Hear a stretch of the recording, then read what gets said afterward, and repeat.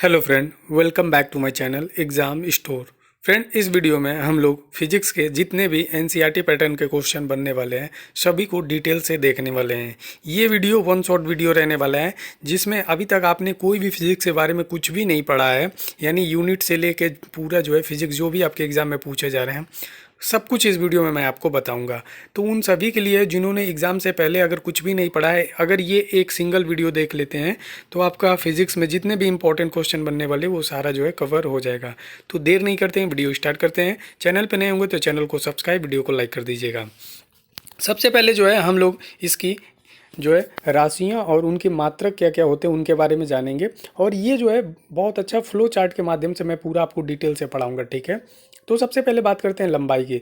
लंबाई का जो मात्रक होता है मीटर और इसका सिंबल होता है स्मॉल एम, ठीक है। द्रव्यमान, द्रव्यमान जो होता है जिसको हम लोग मास कहते हैं, इसका यूनिट होता है किलोग्राम और इसे हम लोग जो है केजी में डिनोट करते हैं, ठीक है। केजी इसका सिंबल होता है। मीटर को एम से दिखाते हैं। अगर आपको वो भी पता होगा कि आप लोग को डायमेंशन भी पूछा जाता है, बीमा कैसे ज्ञात करते हैं, तो वो भी मैं आपको निकाल के दिखा दूंगा। समय, समय का यूनिट होता है सेकंड और इसका सिंबल होता है एस से डिनोट करते हैं। धारा, विद्युत धारा का मात्रक होता है एम्पियर, ठीक है। करंट का जो मात्रक होता है एम्पियर होता है और इसे ए से डिनोट करते हैं। टेम्परेचर यानी ताप, ताप का यूनिट होता है केल्विन और इसे के से डिनोट करते हैं। पदार्थ की मात्रा, ठीक है, इसको जो है हम लोग मोल, इसका मात्रक होता है मोल और इसका प्रतीक भी होता है मोल। ज्योति तीव्रता बहुत बार पूछा जाता है, स्टूडेंट इसको छोड़ देते हैं। इसकी यूनिट होती है कैंडेला और इसका प्रतीक चिन्ह होता है सी डी, ठीक है। तो ये आपको याद रखना है। अन्य राशियां एवं मात्रक, अब इन्हीं सातों से मिलकर जो है बहुत सारे राशियों का निर्माण होता है। जैसे क्षेत्रफल, अगर आप लोग जानते हैं कि क्या होता है, क्षेत्रफल क्या होता है, लंबाई गुणे चौड़ाई, तो उन दोनों का मीटर स्क्वायर है। क्षेत्रफल का मात्रक क्या हो जाएगा, मीटर स्क्वायर। आयतन की बात करें, जैसे एरिया मैंने आपको बताया क्या होता है, लेंथ इंटू ब्रीथ अगर करते हो तो लेंथ की यूनिट भी मीटर, ब्रीथ की भी यूनिट मीटर, तो metre into metre, metre square. आयतन की वैसे क्या हो जाती है, वॉल्यूम बराबर L into B into H हो जाता है, तो metre metre metre metre cube हो जाएगा, ठीक है गाइस। मैं आपको सिर्फ इसमें बताऊंगा, आप लोग समझिए। डेंसिटी इक्वल टू क्या होता है, मास अपन वॉल्यूम, तो ये क्या हो गया, किलोग्राम पर मीटर क्यूब हो जाएगा। वेग, वेग का क्या होता है, मीटर पर सेकंड, ठीक है। वेलोसिटी का क्या होता है, स्पीड अपन डिस्टेंस अपन टाइम होता है, ठीक है। तो वेलोसिटी का यहाँ से निकाल सकते हो क्या होता है, डिस्टेंस अपन टाइम, तो ये मीटर पर सेकंड। त्वरण का आप लोग पता है कि त्वरण का भी क्या होता है, मीटर पर second square. As equal to V by T आप लोगों ने पढ़ा होगा, तो इसकी यूनिट जो होती है मीटर पर सेकंड होती है, तो सेकंड मैं नीचे रखूंगा और एक और सेकंड तो सेकंड स्क्वायर, तो इसका देखो मीटर पर सेकंड स्क्वायर हो जाएगा। बल का मात्रक आप सभी को पता है न्यूटन या किलोग्राम मीटर पर सेकंड स्क्वायर होता है, ये आपको याद रखना है, ठीक है। कार्य का मात्रक जूल होता है या फिर कार्य का मात्रक न्यूटन मीटर होता है, ठीक है। ऊर्जा का भी मात्रक सेम होता है, जूल या न्यूटन मीटर होता है, ये आपको याद रख लेना है, ठीक है। न्यूटन मीटर मैं आपको बता देता हूँ, आपने वर्क डन पढ़ा होगा, डब्ल्यू बराबर एफ इंटू एस, क्या होता है, एफ इंटू एस। बल का मात्रक होता है न्यूटन और दूरी का मात्रक होता है मीटर, तो ये देखिए न्यूटन मीटर यहाँ से आ जाता है, ठीक है। फिर बात करते हैं शक्ति। शक्ति का मात्रक वॉट और जूल प्रति सेकंड हो, पी बराबर डब्ल्यू अपन टी आप लोगों ने पढ़ा होगा, ठीक है। तो यहाँ से पी बराबर डब्ल्यू अपन टी पढ़ा होगा, तो यहाँ कार्य का मात्रक होता है जूल पर सेकंड को ही हम लोग क्या कहते हैं, वॉट कहते हैं, ठीक है। तो ये आपको याद रखना है। समतल कोण का मात्रक क्या होता है, रेडियन, ये याद रखिएगा, आप लोगों के लिए यूनिक हो सकता है। फिर घन कोण का मात्रक क्या होता है, स्टेरेडियन होता है, क्या होता है, स्टेरेडियन। आवेग का मात्रक क्या होता है, न्यूटन सेकंड, क्या होता है, न्यूटन सेकंड, ठीक है, ये भी इंपॉर्टेंट है, याद रखिएगा। आवेश का मात्रक क्या होता है, कूलाम होता है। धारिता का मात्रक क्या होता है, फैराडे, ठीक है। आवृत्ति का मात्रक क्या होता है, हर्ट्स होता है, ठीक है। जो फ्रीक्वेंसी आप लोग कहते हैं उसकी यूनिट हर्ट्स होती है। प्रतिरोध, रेजिस्टेंस का मात्रक क्या होता है, ओम होता है। प्रतिरोधकता का मात्रक क्या होता है, ओम मीटर, क्या होता है गाइस, ओम मीटर, ये आपको याद रखना है। प्रेशर की यूनिट क्या होती है, पास्कल या newton per metre square. P equal to F by A जब करोगे तो एफ की यूनिट होती है न्यूटन और एरिया का होता है मीटर स्क्वायर, तो ऊपर जाएगा तो न्यूटन, ये इसमें अपाउंड में दिया है तो न्यूटन पर मीटर स्क्वायर हो जाएगा। ऊष्मा, हीट की यूनिट होती है कैलोरी, ठीक है। विभवांतर का मात्रक होता है वोल्ट और तरंगदैर्घ्य का मात्रक होता है एंगस्ट्रॉन्ग। ध्वनि की प्रबलता बहुत पूछा जाता है, किस में मापा जाता है, डेसिबल में, ये आपको याद रखना है, ठीक है। एक वायुमंडलीय दाब बराबर कितना होता है, 10⁵ पास्कल होते हैं। जल प्रवाह की दर हम लोग किस में नापते हैं, क्यूसेक में, याद रखिए क्यूसेक में। डायरेक्ट जो है मैच द फॉलोइंग में पूछ दिया जाता है, जल प्रवाह की दर को जो है हम लोग किससे मापते हैं, क्यूसेक से। ओजोन परत की मोटाई डॉप्शन से, ये बहुत इंपॉर्टेंट है, डॉप्शन हो गया। फिर ठीक है, नेक्स्ट यहाँ पे अब देखिए प्रकाश वर्ष के बारे में देखिए। प्रकाश वर्ष क्या होता है, यह प्रकाश द्वारा एक वर्ष में निर्यात में तय की गई दूरी होती है, ठीक है, निर्वात में। तो ये प्रकाश वर्ष क्या होता है, तो ये प्रकाश वर्ष द्वारा एक वर्ष में तय की गई दूरी को ही हम लोग प्रकाश वर्ष कहते हैं। एक प्रकाश वर्ष बराबर कितना होता है? 9.46 इंटू 10⁻15 मीटर। ये जनरली किसी को याद नहीं होता, आप लोग इसको जरूर याद रखिए कि एक प्रकाश वर्ष में कितना मीटर होता है। तो 9.46 इंटू 10⁻15 मीटर। और 1 पारसेक बराबर क्या होता है? 3 इंटू 10⁻16 मीटर। और 1 पारसेक इजकल टू प्रकाश वर्ष में अगर इसको कन्वर्ट करोगे तो कितना हो जाएगा? 3.262। अब ये देखिए अदिश राशियाँ और सदिश राशियाँ क्या होती हैं, ये एक ही जगह आपको सब मैंने दे दिया। यानी स्केलर क्वांटिटी क्या होती है? Vector quantity. स्केलर किसे कहेंगे? यानी अदिश राशियाँ, वे राशियाँ जिनको व्यक्त करने के लिए सिर्फ परिमाण की आवश्यकता होती है, दिशा की नहीं, वे अदिश राशियाँ होती हैं। ठीक है, तो जैसे इसमें देखो दूरी हो गया, आयतन हो गया, द्रव्यमान हो गया, घनत्व, कार्य, ऊर्जा और समय, ताप, शक्ति, आवेश, चाल, विभव, ये सारे क्या हैं? अदिश राशियाँ। अब आप लोग को समझ में नहीं आई ये परिमाण क्या होता है, दिशा क्या होता है, अभी मैं आपको बताता हूँ। जैसे सदिश राशियाँ हैं, सदिश राशियाँ क्या होती हैं? वे राशियाँ जिनको व्यक्त करने के लिए परिमाण एवं दिशा दोनों चाहिए। ठीक है, मैग्नीट्यूड और डायरेक्शन दोनों चाहिए, वो सदिश राशियाँ होती है। जैसे विस्थापन हो गया, तो विस्थापन आप कहोगे कि जैसे 5 किलोमीटर पूर्व की ओर, तो ये देखो इसमें डायरेक्शन भी बता रहे हो और परिणाम जो है परिमाण भी बता रहे हो। ठीक है, लेकिन इसमें जो है आप ये नहीं बताते हो। ठीक है, तो इस वजह से सदिश राशियाँ कौन सी हैं? विस्थापन है, वेग है, त्वरण है, बल है, संवेग है, आवेग है, वैद्युत क्षेत्र है, चुंबकीय क्षेत्र, ये सारे क्या हैं? सदिश राशियाँ। ठीक है, तो इसको आपको याद रखना है, सदिश राशियाँ कौन सी होती हैं और अदिश राशियाँ कौन सी होती हैं। उम्मीद करता हूँ आपको समझ में आ रहे होंगे, जितने भी पॉइंट्स मैं क्लियर करा रहा हूँ। और ये वन शॉट वीडियो हो तो इसमें थोड़ी सी वीडियो तेज रहेगी, ताकि आप लोग सारे चीज़ जो है कवर कर पाओ एक ही वीडियो में। तो याद रहेगा, अदिश राशियाँ किसे कहते हैं? याद कर लो ना, दूरी, आयतन, द्रव्यमान, घनत्व, कार्य, ऊर्जा, समय, ताप, शक्ति, आवेश, चाल, विभव आदि। और बाकी सदिश राशियाँ कौन सी होती हैं? वेग होती हैं। देखो चाल और वेग, यहाँ पे तुम लोग अंतर थोड़ा सा करना पड़ेगा। ठीक है, चाल जो होती है वो क्या होती है? अदिश राशियाँ होती हैं। क्या होती है? अदिश राशियाँ। लेकिन वेग जो होती हैं क्या होती हैं? सदिश राशियाँ होती हैं। ठीक है, तो ये आपको थोड़ा सा अंतर डिफरेंस जो है याद रखना है। अब यहाँ पे देखते हैं वैज्ञानिक उपकरण एवं उनके अनुप्रयोग क्या क्या होते हैं। इससे भी डायरेक्ट क्वेश्चन आपके एग्जाम में पूछा जा सकता है। जैसे बात करें एनीमोमीटर का यूज क्या होता है, तो वायु का वेग मापने के लिए यूज किया जाता है। किसका? वायु का वेग मापने के लिए। अमीटर का यूज किसके लिए किया जाता है? तो विद्युत धारा मापने के लिए। किसके लिए? विद्युत धारा। अल्टीमीटर किसके लिए? ऊंचाई के लिए होती है। ऑडियोमीटर किसकी होती है? ध्वनि की तीव्रता के लिए। किसकी?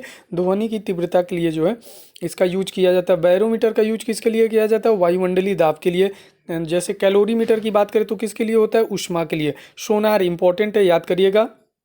सोनार का जो है महासागर में डूबी हुई वस्तुओं की स्थिति का पता लगाने के लिए जो है हम लोग सोनार का यूज करते हैं। ठीक है, बात करते हैं पायरोमीटर का, तो ये उच्च ताप यानी हाई टेम्परेचर को जो है पायरोमीटर से हम लोग माप सकते हैं। लो टेम्परेचर नहीं, उच्च ताप को, जैसे मान लो 3800 हो, 4000 जो है टेम्परेचर जो रहेगा उसको तुम माप सकते हो। मैनोमीटर का यूज जो है गैसों का दाब के लिए। हाइग्रोमीटर ये आर्द्रता के लिए होता है, ह्यूमिडिटी जो होती है उसको मापने के लिए हाइग्रोमीटर होता है। ओडोमीटर किसकी होती है? वाहन के पहियों द्वारा तय की गई दूरी को जो है ओडोमीटर के द्वारा जो है हम लोग मापते हैं। लैक्टोमीटर दूध का अपेक्षित घनत्व मापने के लिए। ब्यूटीरोमीटर किसका? दुग्ध उत्पादनों में वसा की मात्रा के लिए। हाइड्रोमीटर का यूज जो है किसके लिए कहते हैं? तो जल और द्रव का घनत्व पता करने के लिए। पोटेंशियोमीटर का यूज किसके लिए किया जाता है? विभवांतर के लिए। स्टेथोस्कोप आपको पता होगा कि हृदय की ध्वनि को मापने के लिए किया जाता है। स्फैग्नोमैनोमीटर का यूज किसके लिए किया जाता है? रक्तचाप के लिए। ठीक है, कार्डियोग्राफ हृदय की गति के लिए। लक्स मीटर की बात करें तो प्रकाश की तीव्रता के लिए। सिस्मोग्राफ की बात करें तो भूकंपी तरंग जो होते हैं, भूकंप के जो वेव होते हैं उसको मापने के लिए जो है सिस्मोग्राफ का यूज किया जाता है। फैदोमीटर समुद्र की गहराई को मापने के लिए जो है फैदोमीटर। और पॉलीग्राफ किसके? झूठ का पता लगाने के लिए मशीन होती है। इसमें अगर झूठ बोलोगे तो रेड लाइट और वैसे ग्रीन लाइट जलती है। ठीक है, अगर सही बोल रहे हो तो। अब यहाँ देखिए जो है सोनार का आपसे फुल फॉर्म भी पूछा जा सकता है, और इसमें कौन सी जो है तरंगे उठती हैं जिससे पता लगाया जाता है समुद्र में डूबी हुई वस्तु उसके बारे में। तो यहाँ देखिए सोनार का जो फुल फॉर्म होता है साउंड नेविगेशन एंड रेंजिंग। ठीक है, इसको आपको याद रखना है, सोनार का जो फुल फॉर्म होता है। और इसमें कौन से वेव जो है यूज की जाती है? तो पराश्रव्य तरंगे। कौन से गाइस? पराश्रव्य तरंगों का जो है यूज किया जाता है सोनार में। और इस प्रयोगकर्ता कौन करते हैं? नौ संचालक जो होते हैं वो इसका प्रयोग करते हैं। और सोनार का यूज क्या है, उपयोग क्या है? तो इसका उपयोग है महासागर में डूबी हुई वस्तु की स्थिति का जानने के लिए। ठीक है, कि कोई चीज़ जो है डूब गई है तो उसको हम लोग सोनार के जरिए जो है पता कर सकते हैं। अब दूसरा जो है रडार, इसके बारे में जान लीजिए। रडार का जो है पूरा नाम होता है रेडियो डिटेक्शन एंड रेंजिंग, ठीक है। और इसका प्रयोग किसके लिए होता है? इसमें रेडियो तरंग का यूज किया जाता है। रडार में रेडियो तरंगों का, सोनार में पराश्रव्य तरंगों का, ये याद रखना, ठीक है। और इसका उपयोग किसके लिए किया जाता है? तो दूर की वस्तुओं की स्थिति, ऊंचाई, दिशा एवं गति ज्ञान करने के लिए। किसके लिए? दूर की वस्तुओं की स्थिति, ऊंचाई, दिशा एवं गति ज्ञात करने के लिए जो है रडार का यूज किया जाता है। आगे बढ़ते हैं, भार एवं द्रव्यमान में क्या डिफरेंस है, इसके बारे में हम लोग बात करते हैं। तो भार क्या होता है और द्रव्यमान, इन दोनों में डिफरेंस पूछा जाता है। तो किसी वस्तु पर पृथ्वी द्वारा लगाया गया आकर्षण बल, ठीक है, ये भार कहलाता है। और किसी वस्तु या पदार्थ का परिणाम ही द्रव्यमान होता है, ये आप सभी को पता है, द्रव्यमान, ठीक है। अब भार क्या होती हैं? सदिश राशियाँ होती हैं। द्रव्यमान क्या होती हैं? अदिश राशियाँ होती हैं। किसी वस्तु का भार भिन्न भिन्न स्थानों पर भिन्न भिन्न हो सकता है, लेकिन सदैव समान क्या रहेगा? द्रव्यमान। जैसे बात किया जाए चंद्रमा पे, अगर चंद्रमा पे भी कोई वस्तु जितनी रहेगी और पृथ्वी पे भी, तो भार तो लगभग यहाँ पे देखो सदैव समान रहता है। भार सॉरी द्रव्यमान तो सदैव समान रहेगा, लेकिन भार जो है अलग अलग। अगर पृथ्वी पे रहोगे तो गुरुत्वाकर्षण उस पर काम करेगा, तो उसका भार कुछ अलग हो सकता है। लेकिन चंद्रमा पे जो है गुरुत्वाकर्षण नहीं है, तो वो उसका भार जो है वहाँ पे कुछ अलग हो सकता है, ठीक है। तो ये चीज़ें आपको याद रखनी है कि भार और द्रव्यमान में क्या अंतर होता है। बहुत सारे लोग जो है, अगर मतलब जिनको नहीं पता है, वो कहते हैं दोनों एक ही है, ठीक है। आपको पता नहीं है तो आप लोग को जो है ज़्यादा पैनिक नहीं होना है, बस कह देना हाँ ठीक है, बिल्कुल तुम सही कह रहे हो, हम ही को नहीं पता है। अब दूरी एवं विस्थापन में क्या अंतर होता है? देखिए, दूरी कभी भी निगेटिव नहीं होती है, ठीक है, दूरी ऑलवेज पॉजिटिव होती है, ये आपको याद रखना है। विस्थापन क्या होता है मैं आपको बताता हूँ। देखिए, विस्थापन जो होता है, मान लीजिए ए पॉइंट से चल रहे हो और फिर ए ही पॉइंट पे आ गए, या इसके जो है फर्स्ट और इनिशियल और फाइनल पॉइंट को जो है हम लोग विस्थापन करते हैं, ठीक है। लेकिन दूरी जहाँ जहाँ आप जाओगे उन सबको जो है जोड़ के बताया जाता है। अब चलिए हम लोग इसमें जो डिफरेंस दिया उसके माध्यम से समझते हैं। यह दो बिंदुओं के बीच के पथ की पूरी लंबाई होती है। क्या? जो दूरी होती है यह दो बिंदुओं के बीच के पथ की लंबाई होती है, ठीक है। ये देखो यहाँ से यहाँ तक गए ना, तो ये इसके बीच की, यह दो बिंदुओं के बीच की न्यूनतम लंबाई होती है। क्या होती है? न्यूनतम। विस्थापन क्या होती है? न्यूनतम लंबाई होती है। सिर्फ इसमें इनिशियल और फाइनल, मालूम है यहाँ गया और यहाँ आ गया, तो इन दोनों की बस बीच की जो है दूरी देखी जाती है, किसमें? विस्थापन में। और लंबाई, अगर दूरी की बात करोगे तो ये पूरा पहले यहाँ गया, फिर यहाँ गया, फिर यहाँ गया, इन सबको जो है काउंट किया जाता है दूरी में, ठीक है। तो याद रखना, दूरी कैसी राशि है? तो दूरी एक अदिश राशि है, जबकि विस्थापन कैसी राशि है? सदिश राशि है। दूरी इसका मान शून्य नहीं हो सकता है, ठीक है। दूरी कभी शून्य नहीं हो सकती है, निगेटिव नहीं हो सकती है।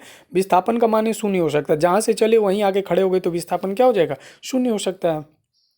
अब देखो यहाँ पे चाल के बारे में बता रहे हैं, वस्तु द्वारा इकाई में, क्योंकि इकाई में समय में चली गई दूरी को ही हम लोग क्या कहते हैं? चाल कहते हैं। आपको पता है ना चाल क्या होता है? तो वस्तु द्वारा इकाई समय में, इकाई का मतलब 1/t जो होता है, यूनिट है, दर सेकंड में चली गई दूरी को ही हम लोग क्या कहते हैं? चाल करते हैं। चाल का फॉर्मूला आपको पता है क्या होता है? चाल बराबर दूरी बट्टा समय होता है। ये कैसी राशि है? चाल अदिश राशि है। मात्रक क्या होता है? दूरी का मात्रक मीटर, समय का मात्रक सेकंड। अब वेग देखो, दोनों में बहुत लोगों को लगता है कि ये दोनों सेम है, थोड़ा सा इसमें देखो, वेग में क्या होता है? वेग बराबर होता है विस्थापन बटा समय। क्या होता है? विस्थापन बटा समय। तो विस्थापन पहले ही मैंने बता दिया कि विस्थापन क्या होता है? सदिश राशियाँ, तो इस वजह से वेग भी क्या हो गई? सदिश राशि है। वस्तु में इकाई समय में उत्पन्न विस्थापन है। क्या है? वस्तु में इकाई समय में, यानी टी 1/t टाइम में जो है वस्तु की दर में जो भी उत्पन्न विस्थापन है उसी को हम लोग वेग कहते हैं। वेग कैसी राशि है? सदिश राशि है। और वेग का मात्रक क्या होता है? मीटर पर सेकंड। विस्थापन की भी यूनिट मीटर होती है और समय का मात्रक सेकंड, तो मीटर पर सेकंड हो जाएगा, ठीक है। अब आगे बढ़ते हैं, नेक्स्ट यहाँ पे त्वरण की बात करते हैं। तो एकांक समय में तय की गई दूरी को ही हम लोग त्वरण, वेग परिवर्तन की दर को जो है त्वरण कहते हैं, ठीक है। वेग परिवर्तन की दर को त्वरण कहते हैं। ये देखिए, v2 - v1/t अगर करते हो तो वेग में परिवर्तन हो रहा है ना, v2 से v1 कर रहे हो इसको, तो वेग परिवर्तन की दर को ही हम लोग क्या कहते हैं? त्वरण कहते हैं। त्वरण वाला वेग परिवर्तन ये भी एक ऐसी राशि है, सदिश राशि है, और इसका मात्रा क्या होता है? मीटर पर सेकंड स्क्वायर। अब यहाँ न्यूटन का जो है गति का नियम, इसको किस किस नामों से पहले जाना जाता है ये देखो। बहुत लोग आपको इसमें परेशान करते हैं कि न्यूटन का गति का नियम कौन है, जड़त्व का नियम कौन है, गैलीलियो का नियम क्या है। तो देखो, न्यूटन के जो गति का नियम है उसी का अन्य नाम क्या है? जड़त्व का भी नियम होता है, गैलीलियो का भी नियम इसे कहा जाता है, ठीक है। अब न्यूटन भाई साहब ने 3 नियम दिए थे, उसमें से पहला नियम है, यदि कोई वस्तु विरामावस्था है अथवा एक समान गति में सीधी रेखा में गतिमान है तो वो अपनी अवस्था में नहीं बदलेगी जब तक कि उससे बाह्य बल न लगाया जाए। तो इसका मतलब ये है कि जब कोई वस्तु रुकी हुई है तो रुकी रहना चाहती है, जब कोई वस्तु चल रही है तो चलते रहना चाहती है, ठीक है। तो ये न्यूटन ने बताया था कि जो है कैसे ये गति का प्रथम नियम है, ठीक है। तो इसको आपको याद रखना है। तो इसको याद रखना है कि गति का प्रथम नियम क्या होता है और इसका अन्य नाम क्या होता है? जड़त्व का नियम और गैलीलियो का नियम होता है, ठीक है। अब बात करते हैं न्यूटन का गति नियम। द्वितीय नियम की बात करें, किसी वस्तु पर आरोपित बल उस वस्तु के द्रव्यमान तथा वस्तु में बल की दिशा में उत्पन्न त्वरण के गुणनफल के क्या अनुक्रमानुपाती होता है। ये देखो F बराबर m इंटू ए होता है, ठीक है। तो ये द्रव्यमान और त्वरण के गुणनफल के देखो ये क्या होता है, बराबर होता है ना बल, ठीक है। तो ये आपको याद रखना है। न्यूटन का गति का तीसरा थर्ड लॉ क्या है, जब कोई वस्तु किसी दूसरी वस्तु पर बल लगाती है ना, तो दूसरी वस्तु भी पहली वस्तु की विपरीत दिशा में बराबर बल लगाती है। ये न्यूटन का तीसरा नियम है। तो पहला नियम, अच्छा आपको एग्जांपल दे रहा हूँ पहला नियम का। जैसे मान लो आप फैन चलाते हो, ठीक है, फैन चालू करते हो, तो इसमें जो है फैन ये जो है, मान लो इसमें तीन ये हैं। अब ये जो फैन चल रहा है, तो इसमें एक ही बार क्यों नहीं ये तेज फैन चलने लगता है। इसमें लगातार आप जो है करंट तो उतना ही दे रहे हो कि अचानक से एक बार जो है धीरे देते हो तेज देते हो, क्योंकि ये वस्तु रुकी हुई थी तो इसका विरोध हो रहा था। लेकिन करंट तो लगातार एक ही फ्लो में आप दे रहे हो ना, तो ये देखो रुकी हुई थी तो वस्तु जो है चल नहीं रही है। लेकिन जब धीरे धीरे चलना लगती है तो उसके बाद लाइट जाती है, तो क्या फैन तुरंत रुक जाता है? नहीं, ये उसका विरोध करती है, रुकने का, धीरे धीरे रुकती है, ठीक है। तो ये आपको इसको याद रख सकते हो, ठीक है। अब तीसरा लॉ आपको पता है न्यूटन का गति का तीसरा नियम क्या होता है। जब किसी वस्तु पर, जैसे बंदूक वाला आप लोग देखते हो, जितनी वेग इस गोली जो है आगे जाएगी, उतनी पीछे से बंदूक पीछे आती है। इसी को और नाम क्या होता है, क्रिया प्रतिक्रिया का नियम, इसे ही कहते हैं, ठीक है। तो याद रखिए गति का जो ये तीन नियम थे मैंने आपको बता दिए हैं। अब संवेग की बात करते हैं, ठीक है। तो P बराबर mv आप लोगों ने पढ़ा होगा, ठीक है, P बराबर mv। तो इससे एक और आप फॉर्मूला में बना रहे, तो जैसे काइनेटिक एनर्जी आप लोगों ने पढ़ा होगा K बराबर हाफ mv स्क्वायर, इसमें रिलेशन होता है। तो K बराबर क्या हो जाता है, P स्क्वायर अपन 2m। अब ये कैसे होता है मैं आपको समझा देता हूँ। जैसे ऊपर नीचे क्या कर दो, इसको भी m से मल्टीप्लाई कर दो, नीचे भी कर दो। तो ये देखो एम वी का तो स्क्वायर है, m का स्क्वायर करोगे तो क्या हो जाएगा, ऊपर भी एम स्क्वायर वी स्क्वायर और नीचे 2m हो जाएगा। तो m डबल इसको लिख सकते हो ना, एम की पावर होल और एम की वैल्यू p। तो ये देखो मैंने p स्क्वायर अपन 2m में जो है इसको लिख दिया। तो काइनेटिक एनर्जी और इसमें जो है रिलेशन कैसे होता है ये मैंने आपको बता दिया है। अब संवेग क्या होता है, संवेग देखो तो P बराबर mv होता है, ठीक है। और ये कैसी राशि होती है, सदिश राशि होती है, ठीक है। और मात्रक क्या होता है, मीटर पर सेकंड। एक भी अगर इसमें देखो वेग क्या होता है, वेग मैंने आपको बताया था, चाल और वेग में कौन सदिश राशियां होती हैं, तो वेग सदिश राशि है। सदिश राशि से जब भी किसी चीज़ का मल्टीप्लाई करोगे तो सदिश ही मिलती है, ठीक है, यानी वेक्टर क्वांटिटी ही मिलता है। इस वजह से संवेग भी क्या है, सदिश राशि है। कार्य W बराबर F इंटू एस होता है, ये भी देखो एक अदिश राशि है, ठीक है। तो इसको आपको याद रखना। कार्य बराबर क्या होता है, बल गुणे बल की दिशा में विस्थापन। तो इसका मात्रक क्या होता है, जूल होता है। अब देखो शक्ति की बात कर रहे हैं, शक्ति क्या होता है, यह किसी मशीन अथवा कर्ता के कार्य की दर है। जैसे P बराबर W अपन टी होता है, ठीक है, W अपन टी होता है। इसकी यूनिट मैंने बता दिया, जूल पर सेकेंड या वॉट होता है। एक अश्व शक्ति इंपॉर्टेंट है, याद रखिए, 1 हॉर्स पावर इक्वल टू 746 वाट होता है। क्या होता है, 746 वाट। क्लास 10 से ही आपको पढ़ाया जाता होगा, अगर जिन्होंने एक भी बार फिजिक्स पढ़ी होगी उनको याद होगा। अब देखिए ऊर्जा का व्यवसायिक मात्रा क्या होता है, किलोवाट घंटा में, ठीक है। 1 किलोवाट घंटा बराबर 3.6 इंटू 10⁻⁶ जूल होता है। मैं आपसे क्वेश्चन पूछता हूँ, आप लोग बताइए, आपके घरों में जो बिजली चलती है वो कौन से क्रम में होती है, यानी समांतर क्रम में होती है कि श्रेणी क्रम में, या पैरेलल में होती है कि सीरीज में होती है, ये आपको कमेंट बॉक्स में बताना है, अगर जिनको भी पता है, ठीक है, कि आपके घरों की बिजली जो है किस में होती है। ऊर्जा की बात करें, ऊर्जा ये क्या है कि यह किसी वस्तु के कार्य करने की क्षमता होती है। क्या होती है, किसी भी वस्तु के कार्य करने की क्षमता को हम लोग क्या करते हैं, ऊर्जा कहते हैं। ऊर्जा कैसी राशि है, अदिश राशि है, और इसका मात्रक क्या होता है, जूल होता है, ठीक है। अब प्रकार देखो, यांत्रिक ऊर्जा, प्रकाश ऊर्जा, ध्वनि ऊर्जा आदि। अब यांत्रिक जो मैकेनिकल एनर्जी होती है वो किनसे मिलकर बनती है, तो यहाँ पे देखो kinetic energy plus potential energy को मिलकर जो है यांत्रिक यानी मैकेनिकल एनर्जी जो है बनती है, ठीक है। तो ये आपको याद रखना है। अब गतिज ऊर्जा की बात करते हैं, तो गतिज ऊर्जा क्या होता है, फॉर्मूला K बराबर हाफ mv स्क्वायर, ठीक है गाइस, ये रियल फॉर्मूला है। जो काइनेटिक एनर्जी होते हैं वो मास पे डिपेंड करता है, काइनेटिक एनर्जी जो इसके वॉल्यूम पे डिपेंड करता है, वॉल्यूम के स्क्वायर पे। अगर मास जो है आप 2 टाइम्स करोगे तो काइनेटिक एनर्जी, अगर मास को तुमने 2 गुना करोगे तो काइनेटिक एनर्जी भी 2 टाइम्स हो जाएगा, ये आपको याद रखना है। अब आप क्या करते हो, अगर मान लो जो है आप वॉल्यूम को जो है वेलोसिटी को, ठीक है गाइस, 1 मिनट। तो फ्रेंड यहाँ पे आप देख सकते हैं, ठीक है।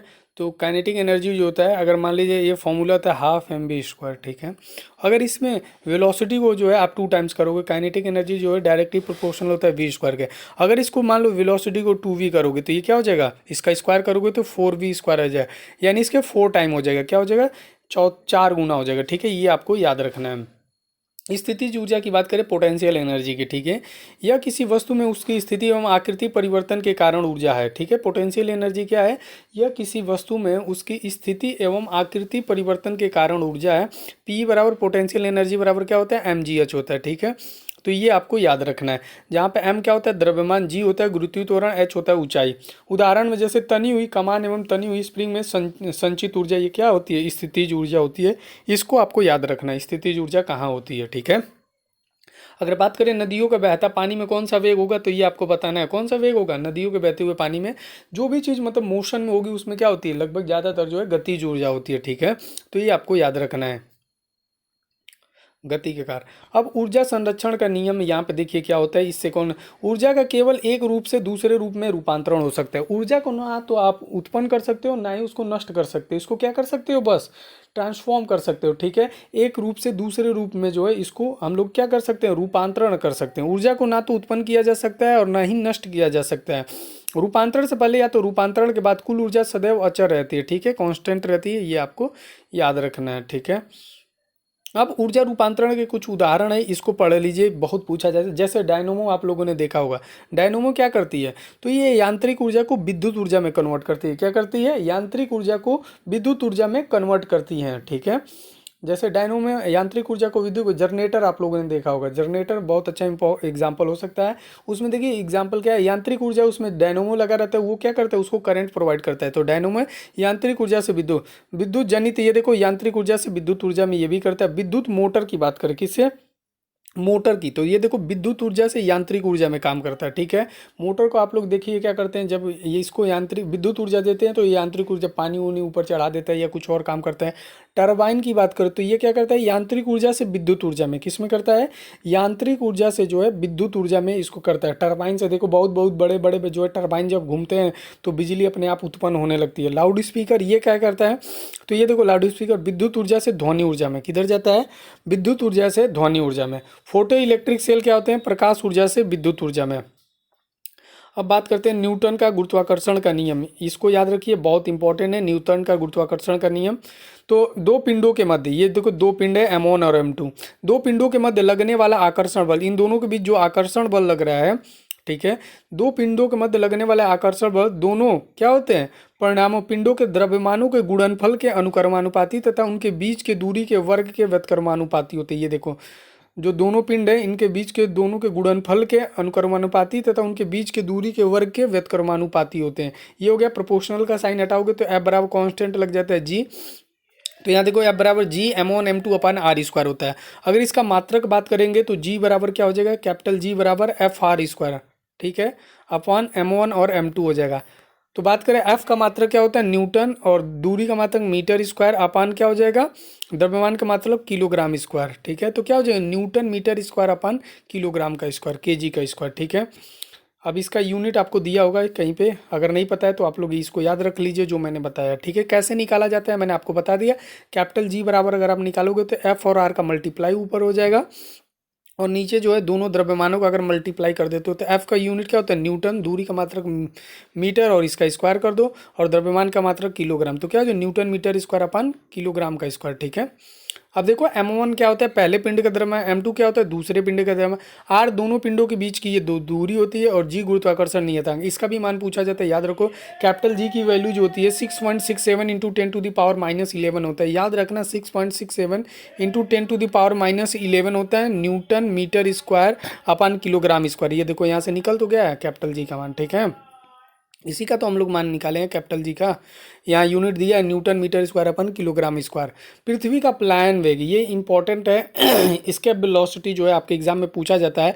अगर इस वेलोसिटी से आपको ऊपर फेंक दिया जाएगा जहाँ गुरुत्वाकर्षण बल नहीं लगता, उसके बाद आप उसी के ऊपर तैरते रहोगे, नीचे नहीं आ सकते हो। तो याद रखना कितने किलोमीटर प्रति सेकंड की वेग से अगर आपको ऊपर फेंक दिया जाए तो जहाँ पे पृथ्वी का गुरुत्वाकर्षण खत्म हो जाता है वहाँ पे 11.2 किलोमीटर प्रति सेकंड के वेग से अगर आप ऊपर चले जाते हो तो फिर वापस आना आपके लिए मुश्किल हो जाएगा। तो पृथ्वी का पलायन वेग याद रखिएगा 11.2 किलोमीटर पर सेकंड, ठीक है। सरल लोलक आवर्तन, इसमें याद रखिए, देखिए फॉर्मूला बनता है T बराबर 2π√L/G होता है। तो इसमें देखो ये किसके जो है अनुक्रमानुपाती, लंबाई के और गुरुत्वीय त्वरण के, ठीक है। सरल लोलक का आवर्तकाल, ये T बराबर होता है, फॉर्मूला याद करिए, डायरेक्ट इससे क्वेश्चन पूछे जाते हैं। तो एल जो है सरल लोलक की प्रभावी लंबाई और जी गुरुत्वीय त्वरण है। अब देखो दे रहा है अनंत लंबाई के सरल लोलक का आवर्तकाल कितना होता है 84.6 मिनट। कितना होता है 84.6 मिनट। 2 सेकंड के आवर्तकाल का लोलक का क्या होता है सेकंड लोलक होता है। प्रत्यास्थता क्या होती है देखिए प्रत्यास्थता मैं बताता हूँ। प्रत्यास्थता वो वस्तु होती है, वस्तु का वह गुण होता है जिसके कारण वस्तु पर लगा बाह्य बल हटाने पर वस्तु अपनी प्रारंभिक आकार एवं आकृति पाने का प्रयास करते हैं, उसी को हम लोग प्रत्यास्थता करते हैं। अब इसमें देखो कुछ वस्तुएं अप्रत्यास्थ होती हैं और कुछ वस्तुएं प्रत्यास्थ होती हैं। फॉर एग्जाम्पल प्रत्यास्थ कौन सी होती है मैं जैसे आपको बताऊं, रबड़ है। रबड़ आप लोगों ने देखा होगा, अरे वो जो आप लोग गिट्टिस बोलते हैं या जो भी रबड़ बोलते हो जो बालों में लगाते हैं या किसी मिठाई के डब्बे में पैक करते हो, तो उसमें क्या होता है जब आप उसको रबड़ को खींचते हो, ठीक है, तब तक तो वो तनी रहती है, जैसे आप छोड़ते हो तो वो पुनः अपने अवस्था में आने का प्रयास करती है कि नहीं। तो ये वस्तुएं क्या होती है प्रत्यास्थ होती हैं। अगर और एग्जाम्पल मैं आपको देख रहा हूँ, स्पंज होते हैं जैसे जैसे साइकिल के सीट की गद्दी देख लो या किसी का भी, जब उसको दबाते हो और फिर छोड़ते हो तो वापस वो अपने शेप में आ जाता है कि नहीं। तो जो वस्तुएं पुनः अपनी वापस में आ जाती हैं उन वस्तुओं को हम लोग क्या कहते हैं प्रत्यास्थ। अप्रत्यास्थ किसे कहते हैं, जैसे मान लो ग्लास है ठीक है, ग्लास स्टील का गिलास है, उसको दबा दो क्या वो वापस आ पाएगा, तो वो क्या हो जाएंगे अप्रत्यास्थ वस्तुएं हो जाएंगी क्योंकि वो अपने पूर्ण जो है आ नहीं पा रही है पुरानी अवस्था में, ठीक है।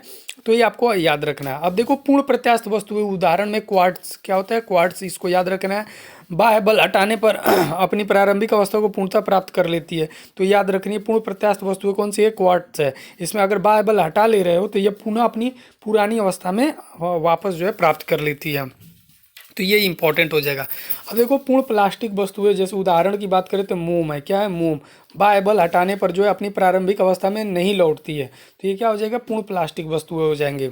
अब सरफेस टेंशन की बात कर लेते हैं, इसका ये यूनिट क्या होता है बहुत पूछा जाता है। सरफेस टेंशन जो है पृष्ठ तनाव, ठीक है। तो देखो द्रव का वह गुण जिसके कारण इसका पृष्ठ न्यूनतम क्षेत्रफल घेरने की प्रवृत्ति रखता है, जैसे उदाहरण हो गया वर्षा की बूंद का गोल होना, ठीक है।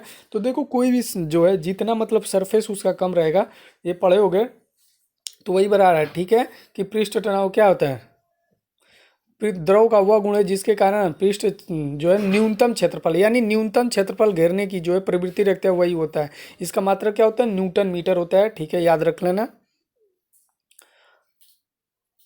ठीक है, इसका यूनिट क्या होता है पृष्ठ तनाव का न्यूटन मीटर होता है, ठीक है। पृष्ठ तनाव का सरफेस टेंशन का T equal to F upon L होता है, इससे यूनिट निकालोगे न्यूटन मीटर आ जाए। ससंजक बल क्या होते हैं, असंजक बल क्या होते हैं, कोहेसिव और एडहेसिव फोर्स की बात कर रहा है। तो एक ही पदार्थ के अणुओं के बीच का आकर्षण बल जो होता है वो क्या होता है ससंजक बल होता है। क्या होता है एक ही पदार्थ के, ठीक है, होमोजीनियस और हेट्रोजीनियस पढ़ा होगा तो आपको पता होगा कि एक ही पदार्थ के अणुओं के बीच का आकर्षण बल जो होता है वो क्या होता है ससंजक बल, और भिन्न भिन्न पदार्थ के अणुओं के बीच का आकर्षण बल क्या होता है आसंजक बल होता है, ठीक है। अब केशिकात्व की बात करें तो आप लोग देखे होंगे कि जो लालटेन जो होती है उसमें केशिकात्व के कारण जो है वो लालटेन जलती है कि उसमें कैसे जो है तेल ऊपर आते हैं। तो देखिए यहाँ से केश नली में किसी भी द्रव के ऊपर चढ़ने अथवा नीचे उतरने की घटना केशिकात्व कहलाती है, ठीक है। मैंने आपको एग्जाम्पल से भी बता दिया कि देखिए क्या होता है केश नली में किसी भी द्रव के ऊपर चढ़ने अथवा नीचे उतरने की घटना क्या कहलाती है केशिकात्व कहलाती है। अब यहाँ पे देखिए उदाहरण में जैसे पौधों में जल का चढ़ना, ठीक है ना, पौधे में आप पानी जड़ के तने पर डालते हैं लेकिन देखिए पूरे जो है सबको मिलता है कि नहीं। फाउंटेन पेन में स्याही का चढ़ना, देखिए फाउंटेन पेन में भी, लालटेन में तेल का चढ़ना आदि केशिकात्व का कारण जो है पृष्ठ तनाव है, ये देख लीजिए। अब श्यानता विस्कोसिटी क्या होती है इसके बारे में मैं आपको बता देती हूँ। द्रव का वह गुण जिसके कारण वह विभिन्न परतों के मध्य सापेक्ष गति का विरोध करता है, जैसे शहद और वाटर से आप लोग काफ़ी अच्छे से समझ सकते हो। जैसे शहद है, शहद को अगर आप जो है फ्लोर पे अगर गिराते हो तो क्या ये जल्दी से जो है फैल जाता है, नहीं, ठीक है। लेकिन वहीं अगर आप वाटर गिराते हो तो देखते हो वाटर 2 मिनट भी नहीं लगता है पूरे फर्श पे जो है फैल जाता है। तो ये होती है विस्कोसिटी। यहाँ पे देखो द्रव का वह गुण जिसके कारण वो अपनी विभिन्न परतों के मध्य सापेक्ष गति का विरोध करता है। जैसे यहाँ पे देखो गाढ़े द्रव जैसे शहद हो गया, ग्लिसरीन हो गया आदि में सायनता अधिक होती है। जो ज़्यादा गाढ़ा रहेगा उसमें सायनता क्या होगी विस्कोसिटी ज़्यादा होगी, ठीक है। अब ताप बढ़ने पर गैसों की सायनता बढ़ती है, याद रखना ताप बढ़ाने पर क्या होती है गैसों की सायनता बढ़ती है तथा द्रव की सायनता घटती है। ठोसों में सायनता नहीं होती, याद रखना ठोसों में क्या होती है सायनता नहीं होती है, याद रखना है आपको। अब दाब क्या होते हैं, मैंने फॉर्मूला बनाया P इक्वल टू एफ अपान ए, ठीक है। तो दाब का अब इसका होता है न्यूटन, एरिया का होता है मीटर स्क्वायर, तो क्या हो जाएगा न्यूटन पर मीटर स्क्वायर होता है। एकांक क्षेत्र पर लंबवत लगने वाला बल ये क्या होता है, दबाव। एकांक क्षेत्रफल, ये देखो एकांक क्षेत्रफल पर लगने वाला लंबवत बल जो होता है उसी को हम लोग क्या कहते हैं, दाब कहते हैं। इसी से फॉर्मूले बनाए जाते हैं, आप लोग को रटते हो ना, तो इसी से बनाया करो कि एकांक क्षेत्रफल, ठीक है, लगने वाले बल को जो है लंबवत, उसी को हम लोग क्या कहते हैं, दाब। और दाब का बराबर क्या होता है, बल बटे क्षेत्रफल, यूनिट क्या होती है, न्यूटन पर मीटर स्क्वायर होता है। अब आगे देखिए हम बात करते हैं उत्प्लावन बल क्या होता है। वस्तु को द्रव में डुबाने पर भार में कमी का आभास होना। आप लोगों ने कभी डुबा के देखिएगा, बोतल जो होता है पानी भरा हुआ है या खाली बोतल को आप डुबाओगे तो पता चलेगा। उत्प्लावन, द्रव में वस्तु के भार आभासी कमी के कारण द्रव द्वारा वस्तु पर ऊपर की ओर लगाया गया बल उत्प्लावन बल जो है कहलाता है, ठीक है। अब आर्कमिडीज का सिद्धांत क्या होता है, बहुत पूछा जाता है। जब कोई वस्तु किसी द्रव में आंशिक या पूर्ण रूप से डूबो जाती है तो उसके भार में कमी का आभास होता है। जैसे आप देखना, आधा बोतल पानी में डाल के कभी बाल्टी में लबलबा पानी भरा, उसमें आधे से मतलब इतना मत भर देना कि बोतल ही डूब जाए, थोड़ा सा मतलब कम रखना। आधे बोतल डाल के देखो, वो देखो तुम्हें लगेगा कि बिल्कुल उस पर जो है आभासी रूप से डूबी हुई होगी, ठीक है। उसके भार में कमी भी महसूस होगी। भार में या आभासी कमी द्वारा वस्तु हटाए गए द्रव के भार के बराबर होता है, ठीक है। अब बात करते हैं ताप की। ताप देखो क्या होता है, यह किसी वस्तु के उष्णता अथवा शीतलता का आपेक्षिक माप होता है। मापन, इसको ताप को हम लोग किससे मापते हैं, तापमापी द्वारा। और इसके पैमाने क्या होते हैं, जैसे सेल्सियस पैमाना होता है, केल्विन पैमाना होता है, फ़ारेनहाइट पैमाना होता है। तो ये याद रखना, ठीक है। इसका फॉर्मूला होता है C/5 इक्वल टू F-32/9 होता है, ठीक है। ये कुछ इस तरीके का इसका फॉर्मूला होता है। C/5 होता है कि C/9 होता है, C/5 ही होता है, ठीक है। एक बार चेक कर लेना, C/5 ही होता है। ये देखो यहाँ पे दिया तो है C/5 F-32/9, ये आपको फॉर्मूला याद कर लेना, ठीक है, जो कि बहुत ही ज़्यादा इंपॉर्टेंट है। डायरेक्ट पूछा जाता है सेल्सियस से फ़ारेनहाइट के रिलेशन क्या होते हैं। और केल्विन को हमेशा 273 जोड़ के बनाया। सेल्सियस को केल्विन में चेंज करने के लिए हम लोग प्लस 273 जो है ऐड करते हैं, ठीक है। अब बात करते हैं यहाँ पे ताप, तो मैंने आपको बता ही दिया। केल्विन और सेल्सियस पैमाने में भी संबंध, सेल्सियस और फ़ारेनहाइट के पैमाने में भी संबंध मैंने आपको बता दिया क्या होता है। अब ऊष्मा क्या होता है, देखो ये अभी एक ऊर्जा का रूप है। क्या है, ऊर्जा का रूप है। इसका स्थानांतरण क्या होता है, ताप में अंतर के कारण होता है। ऊष्मा का क्या कैसे स्थानांतर होता है, तो ताप में अंतर के कारण होता है। ऊर्ध्वपातन क्या होता है, जो कि बहुत ज़्यादा इंपॉर्टेंट है। जब कोई वस्तु जो है, जो कोई भी ऑब्जेक्ट ले रहे हो या पदार्थ ले रहे हो, जो ठोस से डायरेक्ट गैस में कन्वर्ट हो जाए, उसी को ऊर्ध्वपातन सब्लिमेशन कहते हैं, ठीक है। एग्जाम्पल की तरफ है कपूर। देखो कपूर को आप डायरेक्ट जलाओगे तो ये क्या हो जाता है, या कपूर अगर आप रख देते हो तो फ्रेंड यहाँ पे मैंने आपको जैसे कि एग्जांपल में मैंने बताया है आपको कि ऊर्ध्वपातन क्या होता है, यानी सब्लिमेशन क्या होता है। डायरेक्ट मैंने बताया कि जो वस्तुएं या पदार्थ हैं वो क्या ठोस से डायरेक्ट जो है गैस में कन्वर्ट हो जाती है। एग्जांपल के लिए याद रख लो, आयोडीन है, कपूर है, शुष्क हिम है और ठोस CO2 होता है। ये डायरेक्ट जो है देखो यहाँ लिखा है, यह किसी पदार्थ का ठोस अवस्था से सीधे वाष्प अवस्था में परिवर्तन बिना द्रव अवस्था से गुजरे, उसी को क्या कहते हैं, ऊर्ध्वपातन कहते हैं। अब देखो यहाँ दैत्य प्राकृतिक तरंग एवं कर्ण के बारे में। प्रकाश की चाल याद करना कितना होता है, यानी प्रकाश की जो चाल होती है, स्पीड ऑफ लाइट 3 × 10⁸ मीटर पर सेकेंड होता है। ये आपको याद रखना है। प्रकाश हमेशा सीधी रेखा में चलती है। कोई अगर आपसे कहे कि नहीं ये लंबवत वैसे चलती है, टेढ़ी मेढ़ी चलती है, जिगजैग शेप में, तो नहीं, प्रकाश जो है हमेशा सीधी रेखा में चलती है। अब देखो प्रकाश क्या, तो वस्तुओं को दृश्यमान बनाता है। जैसे प्रकाश कहीं भी पड़ती है तो वो वस्तु आपको दिखने लगती है। अदीप्त वस्तुएं और दीप्त वस्तुएं आप लोग जानते ही होंगे थोड़ा सा। जिनके पास खुद की लाइट होती है वो दीप्त वस्तुएं, जिनके पास खुद की लाइट नहीं होती अदीप्त वस्तुएं होती है, ठीक है। जैसे प्रकाश, अदीप्त वस्तु को देखने के लिए हमें प्रकाश की आवश्यकता पड़ती है। जैसे मान लो कोई भी चीज़ अंधेरे में है तो हम लोग लाइट जलाते हैं, या सूर्य की प्रकाश जब आती है तो हमें दिखती है ना। तो इस तरीके से आपको ऊर्जा का प्रकाश भी क्या है, एक ऊर्जा का रूप है। और ये दैत्य प्राकृतिक तरंग एवं कण होते हैं, और ये विकिरण ऊर्जा भी है। प्रकाश क्या है, विकिरण ऊर्जा भी है। तो ये आपको याद रखना है, ठीक है। अब देखो U = C/μ होता है। किसी माध्यम में प्रकाश की चाल कैसे निकाला जाता है। U क्या होता है, तो माध्यम में प्रकाश की चाल होती है, ठीक है। और C निर्वात में प्रकाश की चाल। U क्या होता है, माध्यम का अपवर्तनांक होता है। तो ये आपको याद रखना है, ठीक है। इस पे भी क्वेश्चन बनते हैं। अब प्रकाश का परावर्तन क्या होता है। प्रकाश की किरण किसी चमकदार सतह से टकराकर वापस लौटने की घटना को हम लोग क्या कहते हैं, प्रकाश का परावर्तन कहते हैं। याद रखिएगा, अभी मैं आपको ये समझा देता हूँ, ठीक है। अब यहाँ पे देखिए, इसको जो है समझाने के लिए मुझे ऊपर ही चलना पड़ेगा। यहाँ देखिए परावर्तन के नियम, ये जो है ऐसे बनते हैं, ठीक है। और ये देखो ये इस पे, तो ये जो होती है आपतित, ठीक है। इसको इंफ्रा अगर बात करते हैं, सॉरी, ये आपतित किरण, ठीक है, और ये होती है परावर्तित किरण। इसको क्या कहते हैं? परावर्तित किरण, ठीक है। तो ये देखिए इधर से आई और यहाँ से टकरा के वापस चली गई, इस माध्यम से आई और इस माध्यम से वापस चली गई। तो ठीक है, इसको आई से दिखाते हैं और इसको आर से दिखाते हैं, ठीक है। आपतन कोण होता है, ये परावर्तन कोण जो है, और इसको अभिलंब बोलते हैं, ठीक है। यही परावर्तन करें कि तीनों एक ही बिंदु पे होते हैं। ये जैसे आपतन कोण सदैव जो है परावर्तन कोण के बराबर होता है, ये पहला रूल हो गया। दूसरा, आपतित किरण और आपतन बिंदु और अभिलंब ये तीनों एक ही तल पे होते हैं ये दूसरा नियम, ठीक है। यही परावर्तन का नियम है, तो इसको आपको याद रखना है, ठीक है। तो आपतित किरण और अभिलंब किरण और परावर्तित किरण तीनों एक ही तल पे होती हैं, यही परावर्तन का नियम है। अब क्रांतिक क्रिटिकल एंगल क्या होता है ये याद करो। ये सघन माध्यम में आपतन कोण का वह मान जिसके लिए विरल माध्यम में अपवर्तन कोण 90 डिग्री हो जाए, ठीक है। जैसे कि फॉर एग्जांपल आपने देखो इधर से ऐसे बढ़ा रहे हो और ये जो है ऐसे निकल रही है, फिर इसको आपने बढ़ाना स्टार्ट किया, ये ऐसे निकल रही है, कुछ समय ऐसा बताया कि ये सीधी निकलने लगी, ठीक है तो यहाँ पे देखो क्रांतिक कोण का मान जो है 90 डिग्री हो गई कि नहीं। तो वही बताइए सघन माध्यम में आपतन कोण का वह मान जिसके लिए विरल माध्यम में अपवर्तन कोण का मान जो है 90 डिग्री होता है। अब ये देखो TIR, इससे बहुत ज़्यादा एग्जाम में आपके क्वेश्चन पूछा है, टोटल इंटरनल रिफ्रैक्शन यानी पूर्ण आंतरिक परावर्तन के बारे में। तो देखो क्या होता है पूर्ण आंतरिक, प्रकाश की किरण सघन माध्यम से विरल माध्यम में प्रवेश करने पर क्या होती है, अपवर्तित किरण सघन माध्यम में ही वापस लौट जाती है। आपतन कोण का मान क्रांतिक कोण से अधिक होने पर क्या होता है, अपवर्तित किरण सघन माध्यम में ही वापस लौट जाती है, ठीक है। तो ये आपको याद रखना है। अब देखो पूर्ण आंतरिक परावर्तन की एग्जाम्पल बहुत ज़्यादा इंपॉर्टेंट है, इसको रट लो, अगर नहीं याद कर पाते हो तो कहाँ कहाँ TIR लगता है। जैसे कि बात करो मृग तृष्णा या मृग मरीचिका की घटना, आप लोग देखते होंगे, कटे हुए हीरो का जगमगाना, ऑप्टिकल फाइबर में संचरण होता है, एंडोस्कोप का कार्य जो होता है किसके लिए होता है, पूर्ण आंतरिक परावर्तन के उदाहरण है, ठीक है। जैसे आप लोग देखते हो ना राजस्थान में कई जगह पे ऐसे आपको लगेगा कि वहाँ पे पानी है, ठीक है, चमक रहा है, लेकिन वो पानी नहीं होता है, तो इस तरीके का। अब आते हैं प्रकाश का अपवर्तन के बारे में।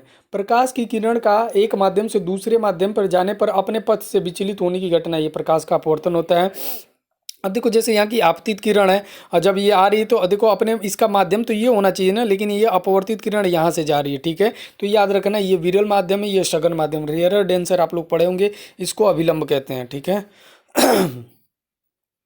ये देखो जब प्रकाश की किरण विरल माध्यम से सघन माध्यम में प्रवेश करती है तो अभिलंब की ओर झुक गई है, ये अभिलंब है ना, देखो इसकी ओर झुक गई है, इसको जाना तो ऐसे चाहिए था ना, तो ये अभिलंब से क्या होती है, झुक जाती है। अब देखो यहाँ पे अब ऊपर विरल लिया नीचे सघन लिया, तो जब विरल माध्यम से जाती है ना तो अभिलंब से दूर हट जाती है, यही लिखा है। जब प्रकाश की किरण देखो लिखा है ना सघन माध्यम से विरल माध्यम में जो है प्रवेश करती है तो ये अभिलंब से क्या होती है, दूर हट जाती है, देखो यहाँ से दूर हट गई है। अपवर्तन के उदाहरण क्या होते हैं, जैसे कि बात करें जल में डूबी छड़ का मुड़ा हुआ प्रतीत होना, ये अपवर्तन का है। और तारों का टिमटिमाना, जल में बड़े पड़े सिक्के का अपने वास्तविक जगह से ऊपर दिखाई देना। जिनको नहीं पता है एक बार डाल के देख सकते हैं, अपवर्तन के एग्जाम्पल के आपको यहाँ पे देखने को मिल सकता है प्रकाश के एक माध्यम से दूसरे माध्यम जाने पर क्या होता है, ये देखो प्रकाश का तरंगदैर्घ्य तथा वेग बदल जाते हैं, प्रकाश की आवृत्ति नहीं बदलती है। तो याद रखना कि जब प्रकाश एक माध्यम से दूसरे माध्यम में जाता है तो प्रकाश का तरंगदैर्घ्य तथा वेग तो बदल जाता है लेकिन आवृत्ति नहीं बदलती है। अब ये तो कोई प्रकीर्णन बहुत ज़्यादा जो है आपसे पूछा जाता है, इंपॉर्टेंट है, इसको याद रखना। छोटी तरंगदैर्घ्य के प्रकाश का प्रकीर्णन अधिक होता है, क्या होता है, छोटी तरंगदैर्घ्य जिसकी वेवलेंथ होती है उसके प्रकाश का प्रकीर्णन अधिक होता है। अब यहाँ देखो प्रकीर्णन, जैसे बैगनी रंग के प्रकाश का सबसे अधिक एवं लाल रंग के प्रकाश का सबसे कम होता है प्रकाश का प्रकीर्णन। वायुमंडल में कणों द्वारा प्रकाश किरणों का बिखराव ही क्या होता है, प्रकाश का प्रकीर्णन। उदाहरण जैसे देखो यहाँ पे दिया है वातावरण में प्रकाश का बिखराव, क्या है, वातावरण में प्रकाश का बिखराव, आकाश का नीला दिखाई देना, ये सब किसके एग्जाम्पल है, प्रकाश के प्रकीर्णन का जो है एग्जाम्पल है। अब वर्ण विक्षेपण क्या होता है इसके बारे में जान लो, ये भी पूछा जाता है। जैसे देखो यहाँ पे देखो श्वेत प्रकाश डालो और ये जो है प्रिज्म से गुजर रही, तो देखो ये सेम, अरे सिंघाड़े सजाचा, इसमें देखो वर्ण विक्षेपण, जैसे श्वेत प्रकाश का अपने अवयवी रंगों में विभक्त होने की प्रक्रिया, जैसे ये देखो विग्योर हो गया ना, VIBGYOR, ऊपर देखो रेड है, फिर ऑरेंज है, येलो है, ग्रीन है, ब्लू है, इंडिगो और वायलेट। तो ये प्रिज्म से जब गुजरती है ना तो यहाँ पे देखो ये 7 रंगों में विभक्त हो जाती हैं। यहाँ पे लिखा है प्रिज्म में वर्ण विक्षेपण द्वारा प्राप्त रंगीले प्रकाश किरणों का क्रम जो है आधार से ऊपर की ओर अगर बात करें तो विग्योर होता है, इसको याद रखना, ठीक है। अब गाइज यहाँ पे हम लोग आगे बढ़ते हैं। लाल रंग के प्रकाश की तरंगदैर्घ्य सबसे अधिक होती है, किसकी, लाल रंग की, ऊपर देखो रेड है ना तो इसकी तरंगदैर्घ्य जो है सबसे अधिक होती है, इसमें लिखा है। बैगनी रंग की प्रकाश सबसे नीचे है तो इसकी तरंगदैर्घ्य सबसे कम होगी, ठीक है। अब यहाँ पे देखो आगे, अवतल दर्पण और उत्तल दर्पण की जो है कॉनकेव मिरर और कॉन्वेक्स मिरर की बात कर ले। अवतल दर्पण का उपयोग कहाँ होता है? डायरेक्ट आपसे दाढ़ी बनाने के शीशे के रूप में जो है अवतल दर्पण का यूज किया जाता है। डॉक्टर द्वारा आँख, कान, नाक एवं गले का निरीक्षण करने के लिए किसका? अवतल दर्पण का उपयोग किया जाता है। टार्च एवं वाहनों के हेडलाइट में भी किसका? अवतल दर्पण का उपयोग किया जाता है। उत्तल दर्पण की बात करें जो है, उत्तल दर्पण की अगर बात करें, इसका उपयोग जो है वाहनों के पार्श्व दर्पण यानी साइड मिरर, आप लोग देखते हो ना गाड़ी चलाते हो तो पीछे का व्यू देखने के लिए जो है आप लोग किसका यूज करते हो? उत्तल दर्पण का। ठीक है, तो ये आपको याद रखना है कि उत्तल दर्पण का उपयोग किसके लिए क्या।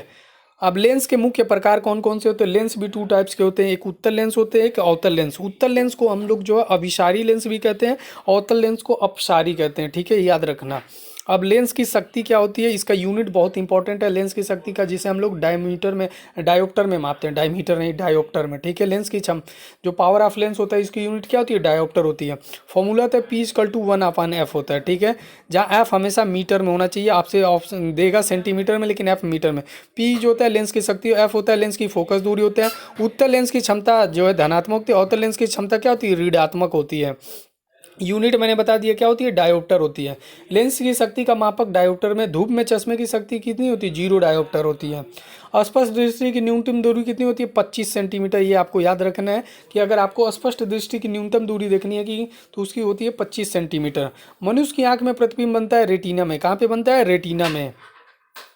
अब दूरदृष्टि दोष क्या होता है और ये क्या होती है इसके बारे में मैं आपको बता देता हूँ। जरा दृष्टि दोष और दूरदृष्टि दोष क्या होता है? निकट की वस्तु स्पष्ट नहीं दिखाई देती हैं, दूर की वस्तु स्पष्ट दिखाई देती हैं, इसको क्या कहते हैं? उत्तल लेंस का प्रयोग। निवारण क्या है? उसके लिए उत्तल लेंस का प्रयोग करना चाहिए। इससे कौन सा दोष है? दूरदृष्टि दोष है। दूरदृष्टि दोष में क्या होती है? सिर्फ दूर की वस्तुएं दिखाई देंगी, निकट की वस्तुएं नहीं दिखाई देंगी। तो इसके लिए क्या आपको उत्तल लेंस का उपयोग करेंगे तो आपको जो है दोनों वस्तुएं दिखाई देंगी। अब निकट दृष्टि दोष क्या होती है? इसके मायोपिया कहते हैं। तो निकट की वस्तु स्पष्ट दिखाई देंगी, दूर की वस्तु स्पष्ट दिखाई नहीं देती हैं। ठीक है, इसे क्या कहते हैं? तो इसको याद रखना, निकट दृष्टि दोष करते हैं। इसका निवारण क्या? अवतल लेंस का उपयोग। क्या होता है? अवतल लेंस का जो है उपयोग होता है। अब ये देखो, अनुदैर्घ्य तरंगे, अनुप्रस्थ तरंग, ये दोनों पूछा जाता है एग्जाम्पल में।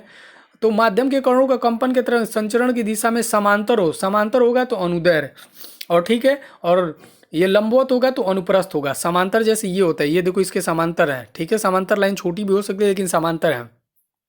और लंबवत क्या होती है? ये देखो, इसको क्या कहते हैं? लंबवत, परपेंडिकुलर है कि नहीं। और ये क्या होते हैं? पैरेलल लाइन होती है। देखो ये समांतर है। तो समांतर जो भी लाइन होंगी वो अनुदैर्घ्य तरंगे होंगी। यहाँ पे लिखा है माध्यम के कणों का कंपन तरंग के संचरण की दिशा के समांतर है तो क्या होंगी? उदाहरण में जैसे ध्वनि तरंग, स्प्रिंग में उत्पन्न तरंग, ये कौन सी होती है? अनुदैर्घ्य तरंग होती है।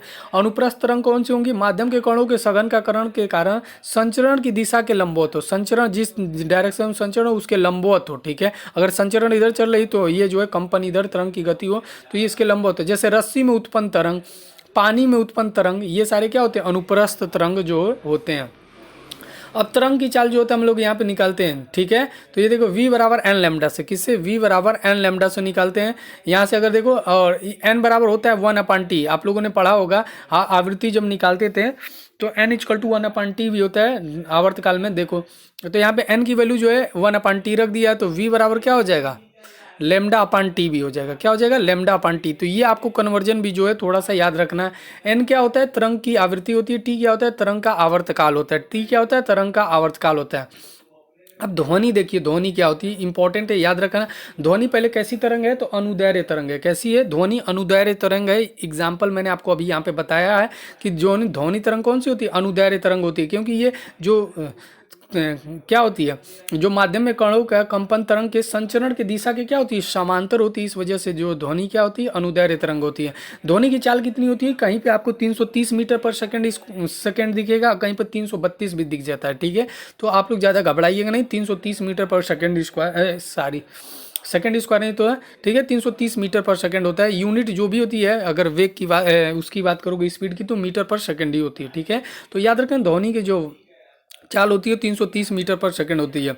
और देखो, आर्द्रता बढ़ने पर गति बढ़ती है। इसका मात्रक क्या है? ध्वनि का मात्रक की बात करोगे, डेसिबल। क्या होता है? डेसिबल। अब आप लोग कमेंट बॉक्स में बताइए कि मनुष्य जो है कितनी ध्वनियाँ सुन सकता है। ठीक है, कितना से लेके कितने के बीच में?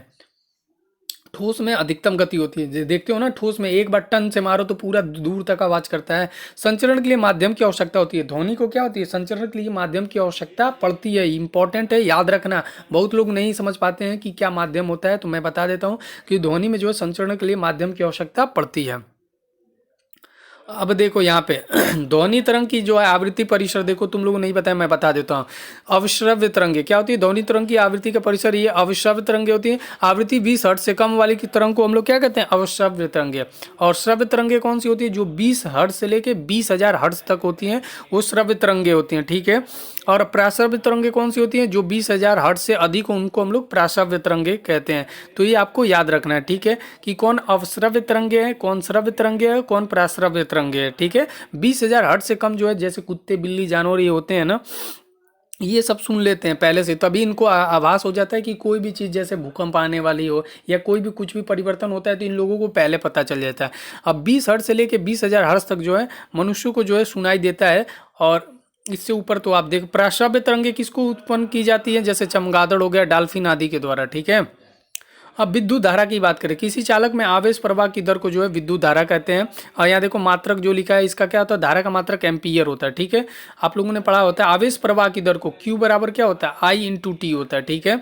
तो आवेश प्रवाह की दर को हम लोग क्या कहते हैं, विद्युत धारा कहते हैं।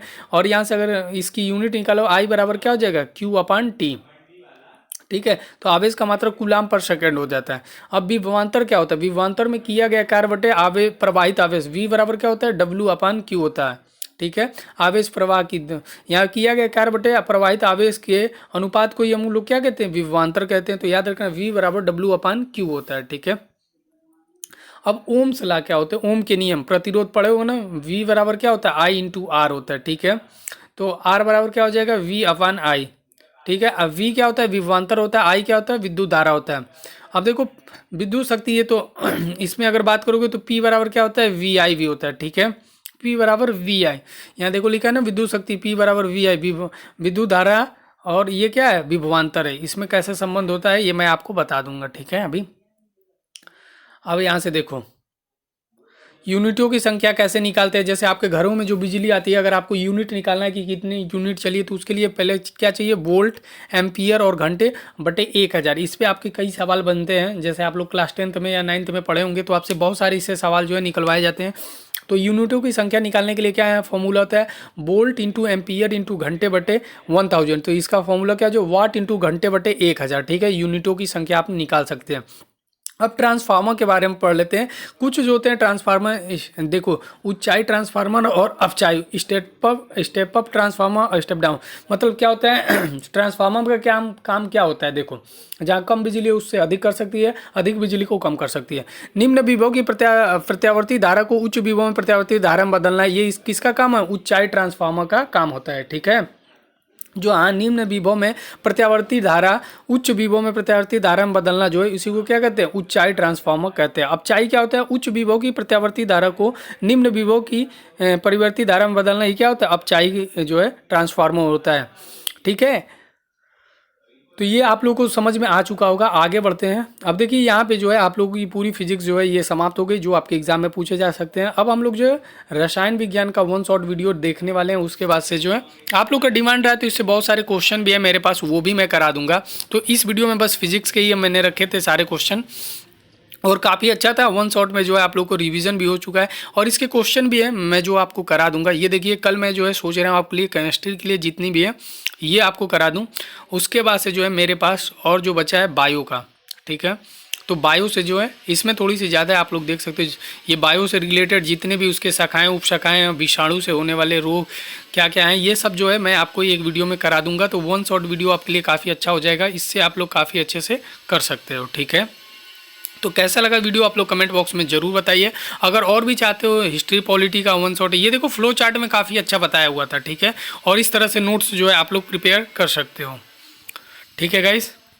अगर मैं बात करता हूँ यहाँ पे नीचे थोड़ा क्वेश्चन भी अगर दिया हो तो उसको भी हम लोग शॉर्ट आउट कर लेंगे। तो यहाँ पे क्वेश्चन जो है नहीं दिया हुआ है, ठीक है। तो चलिए इस वीडियो को यहीं पे समाप्त करते हैं। बाकी यहाँ पे देख सकते हैं कुछ जो है जीके और जीएस की अगर आपके जो 40 मार्क्स के आ रहे हैं उसके लिए भी अगर आपको चाहिए तो बता सकते हैं, जो कि बहुत ही अच्छा है। ये आप देख सकते हैं यहाँ पे अगर बात करूँ तो प्राचीन इतिहास को किस तरीके से फ्लो चार्ट में जो है ये डिज़ाइन किया गया है, तो बुक जो है काफ़ी अच्छा है। अगर आपको बताइएगा, अगर इससे अगर आप और पढ़ना चाहते हो तो और भी मैं करा दूंगा। तो ठीक है, इस वीडियो को यहीं पे समाप्त करेंगे गाइज। कैसा रहा सेशन कमेंट बॉक्स में ज़रूर बताइएगा। मिलते हैं फिर नेक्स्ट वीडियो में नेक्स्ट अपडेट के साथ। तब तक के लिए गुड बाय, टेक केयर, जय हिंद दोस्तों, लव यू ऑल।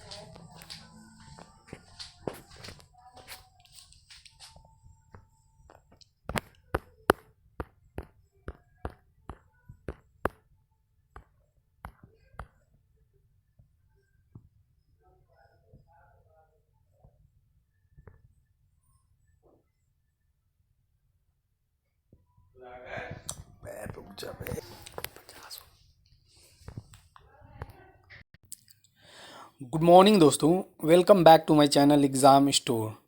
दोस्तों आज हम लोग जो है केमिस्ट्री यानी रसायन विज्ञान के बारे में बात करते हैं। इससे पहले जो है मैंने फिजिक्स के बारे में पूरा डिटेल से पढ़ाया था, कि जो लोग एक भी बार उस वीडियो को नहीं देखे वो लोग प्लीज़ जाके देख लें, प्लेलिस्ट भी बना दी गई है। आज हम लोग केमिस्ट्री के कुछ इंपॉर्टेंट जितने भी आपके एग्ज़ाम में पूछे गए हैं, जिन्होंने कुछ भी नहीं पढ़ा है उनके लिए काफ़ी ज़्यादा जो है इम्पॉर्टेंट रहने वाला है। अगर इस एक सेशन को भी देख लेते हैं तो वो काफ़ी अच्छा जो है केमिस्ट्री में कर पाएंगे। तो चलिए देर नहीं करते हैं, वीडियो स्टार्ट करते हैं। आज हम लोग केमिस्ट्री देखते हैं। तो रसायन विज्ञान अर्थात केमिस्ट्री शब्द की उत्पत्ति जो है मिस्र, इजिप्ट देश की कीमिया से हुई है। ठीक है, तो आपको याद रखना है कि केमिस्ट्री शब्द की उत्पत्ति जो है किस देश से हुई है, तो इजिप्ट देश से हुई है और कीमिया से हुई है। ठीक है, कीमिया का अर्थ क्या होता है, काला रंग। ठीक है, काला रंग आप लोग जानते हो ना, आजकल काले रंग पे कितने गाना बन रहे हैं। और इसके अध्ययन को हम लोग क्या कहते हैं, तो कीमेटिकिंग कहते हैं। क्या कहते हैं, कीमेटिकिंग। जो काले रंग का इसका अध्ययन करता है कीमिया का, उसे हम लोग कीमेटिकिंग कहते हैं। रासायनिक संगठन के आधार पर द्रव्य जो है 3 प्रकार के होते हैं। ये द्रव्य है, ठीक है। तो इसमें पहले कौन हो जाएगा, एलिमेंट्स हो जाएंगे, कंपाउंड्स हो जाएंगे और मिक्सचर, यानी तत्व, यौगिक और मिश्रण जो है द्रव्य के 3 प्रकार होते हैं। पहले जो है एलिमेंट्स के बारे में हम लोग बात करते हैं, जो तत्व होते हैं। ठीक है, तो यहाँ पे देखिए, द्रव्य की वह अवस्था जिसमें सभी परमाणुओं का परमाणु क्रमांक समान होता है। क्या होता है, परमाणु क्रमांक, यानी एटॉमिक नंबर जो है सबके समान होते हैं। अर्थात एक ही प्रकार के परमाणु से बने पदार्थ जो है तत्व कहलाते हैं। क्या होते हैं, एक ही पदार्थ के बने उन्हीं को हम लोग क्या कहते हैं, तत्व कहते हैं। तत्व द्रव्य की 3 अवस्थाओं में पाए जाते हैं। जो तत्व होते हैं वो द्रव्य की 3 अवस्थाएं होती है, ठोस, द्रव, गैस। तो ठोस में जैसे यहाँ पे देख सकते हो सोडियम तथा कार्बन हो गए। द्रव में देखो पारा हो गया, गैलियम हो गया, ब्रोमीन हो गया। और गैस की बात करें तो हाइड्रोजन और ऑक्सीजन, ये सारे गैस। यानी जो तत्व हैं वो तीनों अवस्थाएं में जो है आपको देखने को मिल रहे हैं, ठोस, द्रव और गैस में। अब कंपाउंड्स क्या होते हैं, अब देखो कंपाउंड्स क्या होते हैं। ये शुद्ध पदार्थ होते हैं, यानी प्योर जो है मटेरियल्स होते हैं, कंपाउंड जो होते हैं, जो एक से अधिक तत्वों के परमाणुओं के एक निश्चित अनुपात में रासायनिक संयोग से बने होते हैं। जैसे जल H2O एक यौगिक है, ये क्या है, एक कंपाउंड है। H2O क्या है, एक कंपाउंड है। और एक निश्चित अनुपात में, यानी इनका जो है रेशियो फिक्स होता है, उनके अनुपात में ये जो है एक दूसरे से संयोग करके बनते हैं, तीनों यौगिक। मिश्रण में जो है ये अनुपात निश्चित नहीं रहता, ये आपको याद रखना है। 2 या 2 से अधिक पदार्थ, तत्व या यौगिक या दोनों के अनिश्चित अनुपात में, देखिए अनिश्चित अनुपात है, यहाँ पे कोई फिक्स नहीं रहता है। आप किसी को अधिक भी ले सकते हो, कम भी ले सकते हो, मिश्रण में मिलाने से बनते हैं। इन अवयवी पदार्थों को सरल यांत्रिक एवं भौतिक विधियों द्वारा पृथक भी किया जा सकता है। यानी मिश्रण को जो है आप इन तरीकों से अलग भी कर सकते हो। आप लोगों ने देखा होगा, जो आप लोग जिलेबी वाला सीरा होता है या जो चाशनी जिसको कहते हैं, आप उसको अलग भी कर सकते हो। आप उसको गर्म कर देते हो तो देखते हो फिर चीनी बच जाती है। तो उस तरीके से वो भी एक मिश्रण है ना। मान लीजिए उसमें शुगर है, पानी है और इन सब का मिश्रण होता है। उसके बाद गर्म करते हो तो जैसे ही पानी ख़त्म हो जाता है फिर आपके पास शुगर आ जाता है। वायु क्या है, वायु आपसे पूछा जा सकता है। तो वायु अनेक गैसों एवं धूल कणों का मिश्रण है। याद रखिएगा, वायु आपको बताना है मिश्रण है, ठीक है। पीतल, तांबा, जस्ता, ये भी क्या होता है, मिश्रण होता है। सभी समांगी मिश्रण विलयन होते हैं, ठीक है, ये आपको याद रखना है। अब मिश्रण के प्रकार यहाँ देखिए 2 टाइप्स के होते हैं। एक होता है होमोजीनियस मिक्सचर, एक होता है हेट्रोजीनियस मिक्सचर। होमोजीनियस उसे कहते हैं जिसमें मान लीजिए दोनों जो है एकदम विलीन हो जाए। जैसे अगर आप पानी में शुगर मिलाते हो तो क्या आपको शुगर दिखाई देता है एक भी? तो ये होमोजीनियस मिक्सचर होगा। ये क्या होगा, होमोजीनियस, यानी इसमें प्रत्येक भाग में उसके अवयवी पदार्थों के संगठन एवं गुण एक समान होते हैं, इसको हम लोग होमोजीनियस। हेट्रोजीनियस किसे कह सकते हैं? हेट्रोजीनियस में ये होता है कि जैसे एक पदार्थ जो आप डाल रहे हो वो घुले नहीं। जैसे मान लो पानी में आपने ऑयल डाल दिया, तो क्या ये ऑयल पूरी तरीके से डिजोल्व हो पाता है वाटर में? नहीं हो पाता है ना। इसमें देखो उसको हेट्रोजीनियस मिक्सचर कहते हैं। इसमें प्रत्येक भाग उसमें अवयवी पदार्थों का संगठन एवं गुण एक समान नहीं होते, उसको हेट्रोजीनियस मिक्सचर कहते हैं, ठीक है। तो ये आपको याद रखना है, किसको होमोजीनियस कहते हैं, किसको हेट्रोजीनियस मिक्सचर कहते हैं, ठीक है। तो मिश्रण के 2 प्रकार थे। विलयन क्या होता है? विलयन जान लो, 2 या 2 से अधिक पदार्थों के ऐसे समांगी मिश्रण, किसकी बात कर रहे हैं? समांगी, जिनका कोई निश्चित संगठन नहीं होता है, अर्थात पदार्थों की मात्राओं का कोई निश्चित अनुपात नहीं होता है, विलयन कहलाते हैं, ठीक है। विलयन आपको समझ में आ गया होगा। अब हम लोग ये देखिए, और विलयन में जो पदार्थ सर्वाधिक मात्रा में होता है उसे विलायक कहते हैं, तथा कम मात्रा में उपस्थित पदार्थ को विलेय कहते हैं। तो आप लोग ये पढ़े होगे, सोल्यूशन बराबर होता है सॉल्वेंट प्लस सोल्यूट, ठीक है, यानी विलयन बराबर विलायक प्लस विलेय। अब जैसे मान लो हमको बनाना है नमक और पानी का घोल, तो इसमें नमक क्या हो जाएगा? नमक आपका विलेय हो जाएगा। विलायक की मात्रा थोड़ा अधिक रहती है, ठीक है। इसमें लिखा है ना, विलयन में जो पदार्थ सर्वाधिक मात्रा में होता है उसे विलायक कहते हैं। तो हम नमक पानी का घोल बनाना है, तो क्या नमक 2-3 किलो ले लोगे? नहीं। अगर मान लो 1 लीटर जल में जो है आपको नमक का घोल बनाना है, तो थोड़ा सा नमक क्या रहेगा, कम क्वांटिटी में रखोगे। पानी 1 लीटर रखोगे तो ये क्या हो जाएगा, विलायक हो जाएगा। और जो इन दोनों के मिक्सचर से बनेगा वो क्या होता है, सोल्यूशन होता है, उसे हम लोग विलयन कहते हैं। आई होप आपको समझ में आ गया होगा। अब अस्थाई कण कौन से हैं और अस्थाई कण कौन कौन से हैं, इसमें देख लो। इलेक्ट्रॉन, प्रोटॉन और न्यूट्रॉन, ये सारे क्या होते हैं, अस्थाई कण होते हैं। अस्थाई में कौन हो गया, मेसॉन हो गया, न्यूट्रिनो हो गया, पॉजिट्रॉन हो गया और एंटी न्यूट्रिनो हो गया। ये जो 3 आपको 4 दिख रहे हैं, ये सारे क्या होते हैं, अस्थाई कण होते हैं। परमाणु क्रमांक क्या होता है, ये इंपॉर्टेंट है, आपको याद रखना है, एटॉमिक नंबर। किसी तत्व के परमाणु के नाभिक में, सबसे पहले मैं नाभिक में बता दूं, जो नाभिक होता है उसमें कौन कौन से लोग रहते हैं, क्या इलेक्ट्रॉन, प्रोटॉन, न्यूट्रॉन तीनों रहते हैं कि कौन रहते हैं? तो जो नाभिक होता है यानी न्यूक्लियर, उसमें जो है प्रोटॉन और न्यूट्रॉन रहते हैं। इलेक्ट्रॉन जो है बाहरी कक्षाओं में क्या करता है, चक्कर लगाता है, ठीक है। इसका काम है सिर्फ चक्कर लगाओ बेटा। अब परमाणु क्रमांक की बात करें, किसी तत्व के परमाणु के नाभिक में उपस्थित प्रोटॉनों की संख्या उस तत्व का परमाणु क्रमांक या संख्या कहलाती है। अगर आपको किसी भी एलिमेंट का जैसे आपको बताना है सही से, जैसे number of electron equal to number of proton होता है, तो आप इलेक्ट्रॉन देख के नहीं बता सकते हो कि इसका एटॉमिक नंबर कितना होगा, ठीक है। लेकिन अगर आपको सही से पता है प्रोटॉन, तो आप प्रोटॉनों की मदद से आप बता सकते हो कि इस एलिमेंट का एटॉमिक नंबर कितना होगा। तो कभी भी ऑप्शन में आपसे सवाल पूछा जाता है, जरूर इस टाइप का सवाल आपसे मतलब एग्जाम में बहुत बार पूछे गए हैं कि किसको देख कर आप पता लगा सकते हो कि इस तत्व का एटॉमिक नंबर कितना होगा। तो उस ऑप्शन में दोनों देखकर, प्रोटॉन को देखकर, इलेक्ट्रॉन तथा प्रोटॉन दोनों को देखकर, तो सही ऑप्शन होगा सिर्फ प्रोटॉनों को देखकर, ठीक है। और इसे किससे सिंबल से प्रदर्शित करते हैं, तो जेड से प्रदर्शित करते हैं, याद रखिएगा परमाणु क्रमांक को जेड से। अब द्रव्यमान संख्या क्या होता है, ये भी इंपॉर्टेंट है, जिसको हम लोग मास नंबर कहते हैं। जैसे आप लोग ये पढ़ते हो ना, जैसे मान लो सोडियम की बात करो, 11Na23, ठीक है। तो ये देखो, ये जो 11 है ये एटॉमिक नंबर होते हैं, ये 23 क्या होता है, एटॉमिक नंबर, इसको मास नंबर कहते हैं, ठीक है। ये मास नंबर है, द्रव्यमान संख्या, ठीक है। ये परमाणु क्रमांक है, ये द्रव्यमान संख्या है, तो इसी को कहते हैं गाइस। और द्रव्यमान संख्या क्या होता है, ये प्रोटॉनों की संख्या, इसकी संख्या और प्लस न्यूट्रॉनों की संख्या, इसमें से इसको माइनस कर दोगे, द्रव्यमान संख्या में से परमाणु क्रमांक माइनस कर दोगे तो तुम्हारे न्यूट्रॉनों की संख्या आ जाएगी, ठीक है।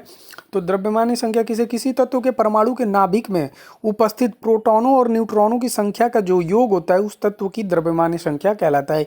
ये फॉर्मूला याद करना, द्रव्यमान संख्या को हम लोग ए से डिनोट करते हैं, परमाणु क्रमांक को हम लोग जेड से डिनोट करते हैं। इन दोनों का जो योग होता है यानी प्रोटॉनों की संख्या प्लस न्यूट्रॉनों की संख्या, वही जो है द्रव्यमान संख्या यानी मास नंबर कहलाती है। अब समस्थानिक क्या होते हैं, बहुत ही इंपॉर्टेंट है, याद रखिएगा। समस्थानिक इसको इंग्लिश में हम लोग आइसोटोप्स एटम कहते हैं। तो एक ही तत्व के परमाणु जिनकी परमाणु संख्या समान है, यहाँ पे देखो 1H1 1H2 1H3, यानी इसके परमाणु क्रमांक तो सेम है। आपको देखने को मिल रहे होंगे कि सबके जो है परमाणु क्रमांक सेम है, लेकिन द्रव्यमान संख्या भिन्न भिन्न होती हैं। तो इसको याद रखना, इसको हम लोग आइसोटोप्स यानी समस्थानिक परमाणु कहते हैं। स्थान तो सेम है ना सबका।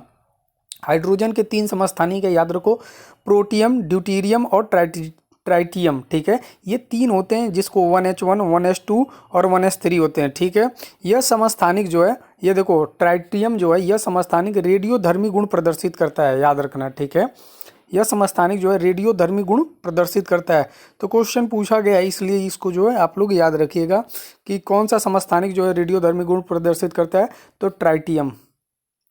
अब समभारी की बात कर रहे हैं, अब देखो इसमें समभारी की बात कर रहे हैं ना, तो जिनके क्या हो, परमाणु भार जो है सेम होने चाहिए। समभारी यहाँ से ये पकड़ा करो। ठीक है, आइसोबार से इसको इंग्लिश में कहते हैं। अभी वो समस्थानिक, तो स्थान सेम होगा तो क्या होगा, यानी एटॉमिक नंबर सेम होना, परमाणु क्रमांक सेम होना। समभारी का मतलब क्या होगा, जिसके परमाणु भार सेम होने चाहिए। तो किसी तत्व के ऐसे परमाणु जिनकी परमाणु संख्या भिन्न भिन्न हो।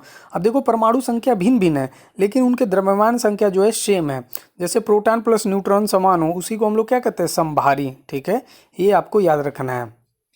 बहुत सारे एलिमेंट है, आप लोग को पता होना चाहिए, जैसे आर्गन 18, इसकी भी होती है 40, पोटेशियम 19, इसकी भी 40 होती है, और कैल्शियम 20, इसकी भी 40 होती है। तो तीनों को देखो, ये जो है आपको परमाणु भार सबके सेम है, लेकिन यहाँ पे एटॉमिक नंबर तीनों के भिन्न भिन्न है। ठीक है, तो ये आप देख सकते हो। प्राकृतिक में पाए जाने वाले वे तत्व जो स्वतः विखंडित होकर कुछ अदृश्य किरणों का उत्सर्जन करते हैं, रेडियो सक्रिय तत्व कहलाते हैं। तो इसको आपको याद रखना कि प्राकृतिक में पाए जाने वाले वे तत्व जो स्वतः विखंडित होकर कुछ अदृश्य किरणों का उत्सर्जन करते हैं, रेडियो सक्रिय तत्व कहलाते हैं। रेडियो सक्रियता की खोज किसने की थी, तो हेनरी बेकरल ने की थी। इंपॉर्टेंट है, याद रखिएगा कि रेडियो सक्रियता की खोज किसने की थी, तो हेनरी बेकरल ने की थी। 1902 में मैडम क्यूरी तथा उनके पति पियरे क्यूरी ने पता लगाया कि यूरेनियम के खनिज यानी पिच ब्लेंड में 4 गुना अधिक रेडियो सक्रियता जो उपलब्ध होती है। तो पिच ब्लेंड में जो है 4 गुना अधिक रेडियो सक्रियता उपलब्ध होती है, ये आपको याद रखना। ये मैडम क्यूरी के जो पति थे पियरे क्यूरी, ठीक है, उन्होंने पता लगाया था। रेडियम नामक रेडियो सक्रिय तत्व की खोज मैडम क्यूरी व पियरे क्यूरी ने की थी। इसको याद रखिए कि रेडियम नामक रेडियो सक्रियता की खोज किसने की थी, तो मैडम क्यूरी व पियरे क्यूरी ने। अब देखो न्यूक्लियर एनर्जी के बारे में हम लोग पढ़ ले, बहुत ज़्यादा इंपॉर्टेंट है, आपसे पूछा जाता है। न्यूक्लियर एनर्जी किसी रेडियोएक्टिव तत्व के नाभिक में होने वाले परिवर्तन के दौरान नाभिक के द्रव्यमान में होने वाले क्षति का ऊर्जा में परिवर्तन नाभिकीय ऊर्जा कहलाती है। ठीक है, तो यहाँ से देखिए क्या बता रहा है कि किसी रेडियो एक्टिव तत्व के नाभिक में होने वाले जो भी परिवर्तन हो रहा है उसके दौरान जो है नाभिक में के द्रव्यमान में होने वाले क्षति, यानी जो भी क्षति हो रही है, क्षति का ऊर्जा में परिवर्तन होना, जो क्षति हो रही है वही किसमें कन्वर्ट हो, ऊर्जा में परिवर्तन, उसी को हम लोग नाभिकीय ऊर्जा कहते हैं। अब नाभिकीय ऊर्जा के स्रोत कौन कौन से हैं, एक होता है न्यूक्लियर फिजन, एक होता है न्यूक्लियर फ्यूजन। ठीक है, तो ये एक नाभिकीय विखंडन होता है, एक नाभिकीय संलयन होता है। दोनों इंपॉर्टेंट है, याद रखिएगा कि एक बड़े परमाणु को 2 या 2 से अधिक छोटे परमाणु में विखंडन, ये क्या होता है, नाभिकीय विखंडन होता है। यानी एक मान लो बड़ा परमाणु है और उसके जो है 2 छोटे छोटे परमाणु में विखंडन जो होना, यही है नाभिकीय विखंडन। इसको क्या कह रहा है, 2 हल्के परमाणुओं का एक भारी परमाणु नाभिक में संलयन, इसको क्या कहते हैं, नाभिकीय फ्यूजन। ठीक है, संलयन होता है इसको। ठीक है, तो अपोजिट है इसमें, देखो एक बड़े से 2 छोटे बन रहे हैं, इसमें 2 छोटे से 1 बड़े बन रहे हैं। नेक्स्ट यहाँ पे देखो, विखंडन प्रक्रिया सामान्य रूप से प्राकृतिक में घटित नहीं होती है। ये देखो लिखा है कि विखंडन जो प्रक्रिया है वो सामान्य रूप से प्राकृतिक में घटित नहीं होती है। सूर्य जैसे तारों में संलयन प्रक्रिया घटित होती रहती है। ये देखो सूर्य जैसे तारा, सूर्य भी क्या है आपको पता होना चाहिए, सूर्य एक तारा है, क्या है ये, सूर्य भी है, एक स्टार है। तो वो कह रहे हैं उसमें भी जो है संलयन की प्रक्रिया घटित होती रहती है। विखंडन प्रक्रियाओं में 2 परमाणुओं को विभाजित करने के लिए बहुत कम ऊर्जा लगती है। यानी जो जैसे 2 परमाणुओं को विभाजित करने में बहुत कम ऊर्जा की आवश्यकता पड़ती है। ठीक है, इसमें देखो 2 या 2 से अधिक प्रोटॉनों को एक साथ लाने के लिए अत्यधिक ऊर्जा की आवश्यकता होती है। अब इसमें 2 प्रोटॉनों को एक साथ लाने के लिए क्या होती है, बहुत ज़्यादा जो है ऊर्जा आपको खर्चा करना पड़ता है, आवश्यकता पड़ती है। विखंडन द्वारा प्राप्त ऊर्जा रासायनिक विधि द्वारा उत्पन्न ऊर्जा की तुलना में 1 लाख गुना अधिक होता है। यहाँ पे देखो गाइस बहुत इंपॉर्टेंट कि विखंडन द्वारा प्राप्त ऊर्जा रासायनिक विधि द्वारा उत्पन्न ऊर्जा की तुलना में 1 लाख गुना जो है अधिक होता है। उदाहरण में यहाँ देखो परमाणु बम बता रहे हैं। संलयन से प्राप्त ऊर्जा विखंडन से निकलने वाली ऊर्जा से 3 से 4 गुना अधिक होती है, जैसे कि हाइड्रोजन बम है। ठीक है, ये आपको याद रखना है। अब बात करते हैं यहाँ पे प्रथम परमाणु बम का निर्माण रॉबर्ट ओपनहीमर ने 1945 में किया था। तो याद रखना कि परमाणु बम का निर्माण जो है प्रथम किसने किया था? रॉबर्ट ओपनहीमर ने 1945 ईस्वी में किया था। परमाणु बम का पहली बार प्रयोग सेकेंड वर्ल्ड वॉर यानी द्वितीय विश्व युद्ध के दौरान अमेरिका द्वारा जापान पर 6 अगस्त 1945 हिरोशिमा नगर व अगस्त 1945 नागासाकी नगर पर किया गया था।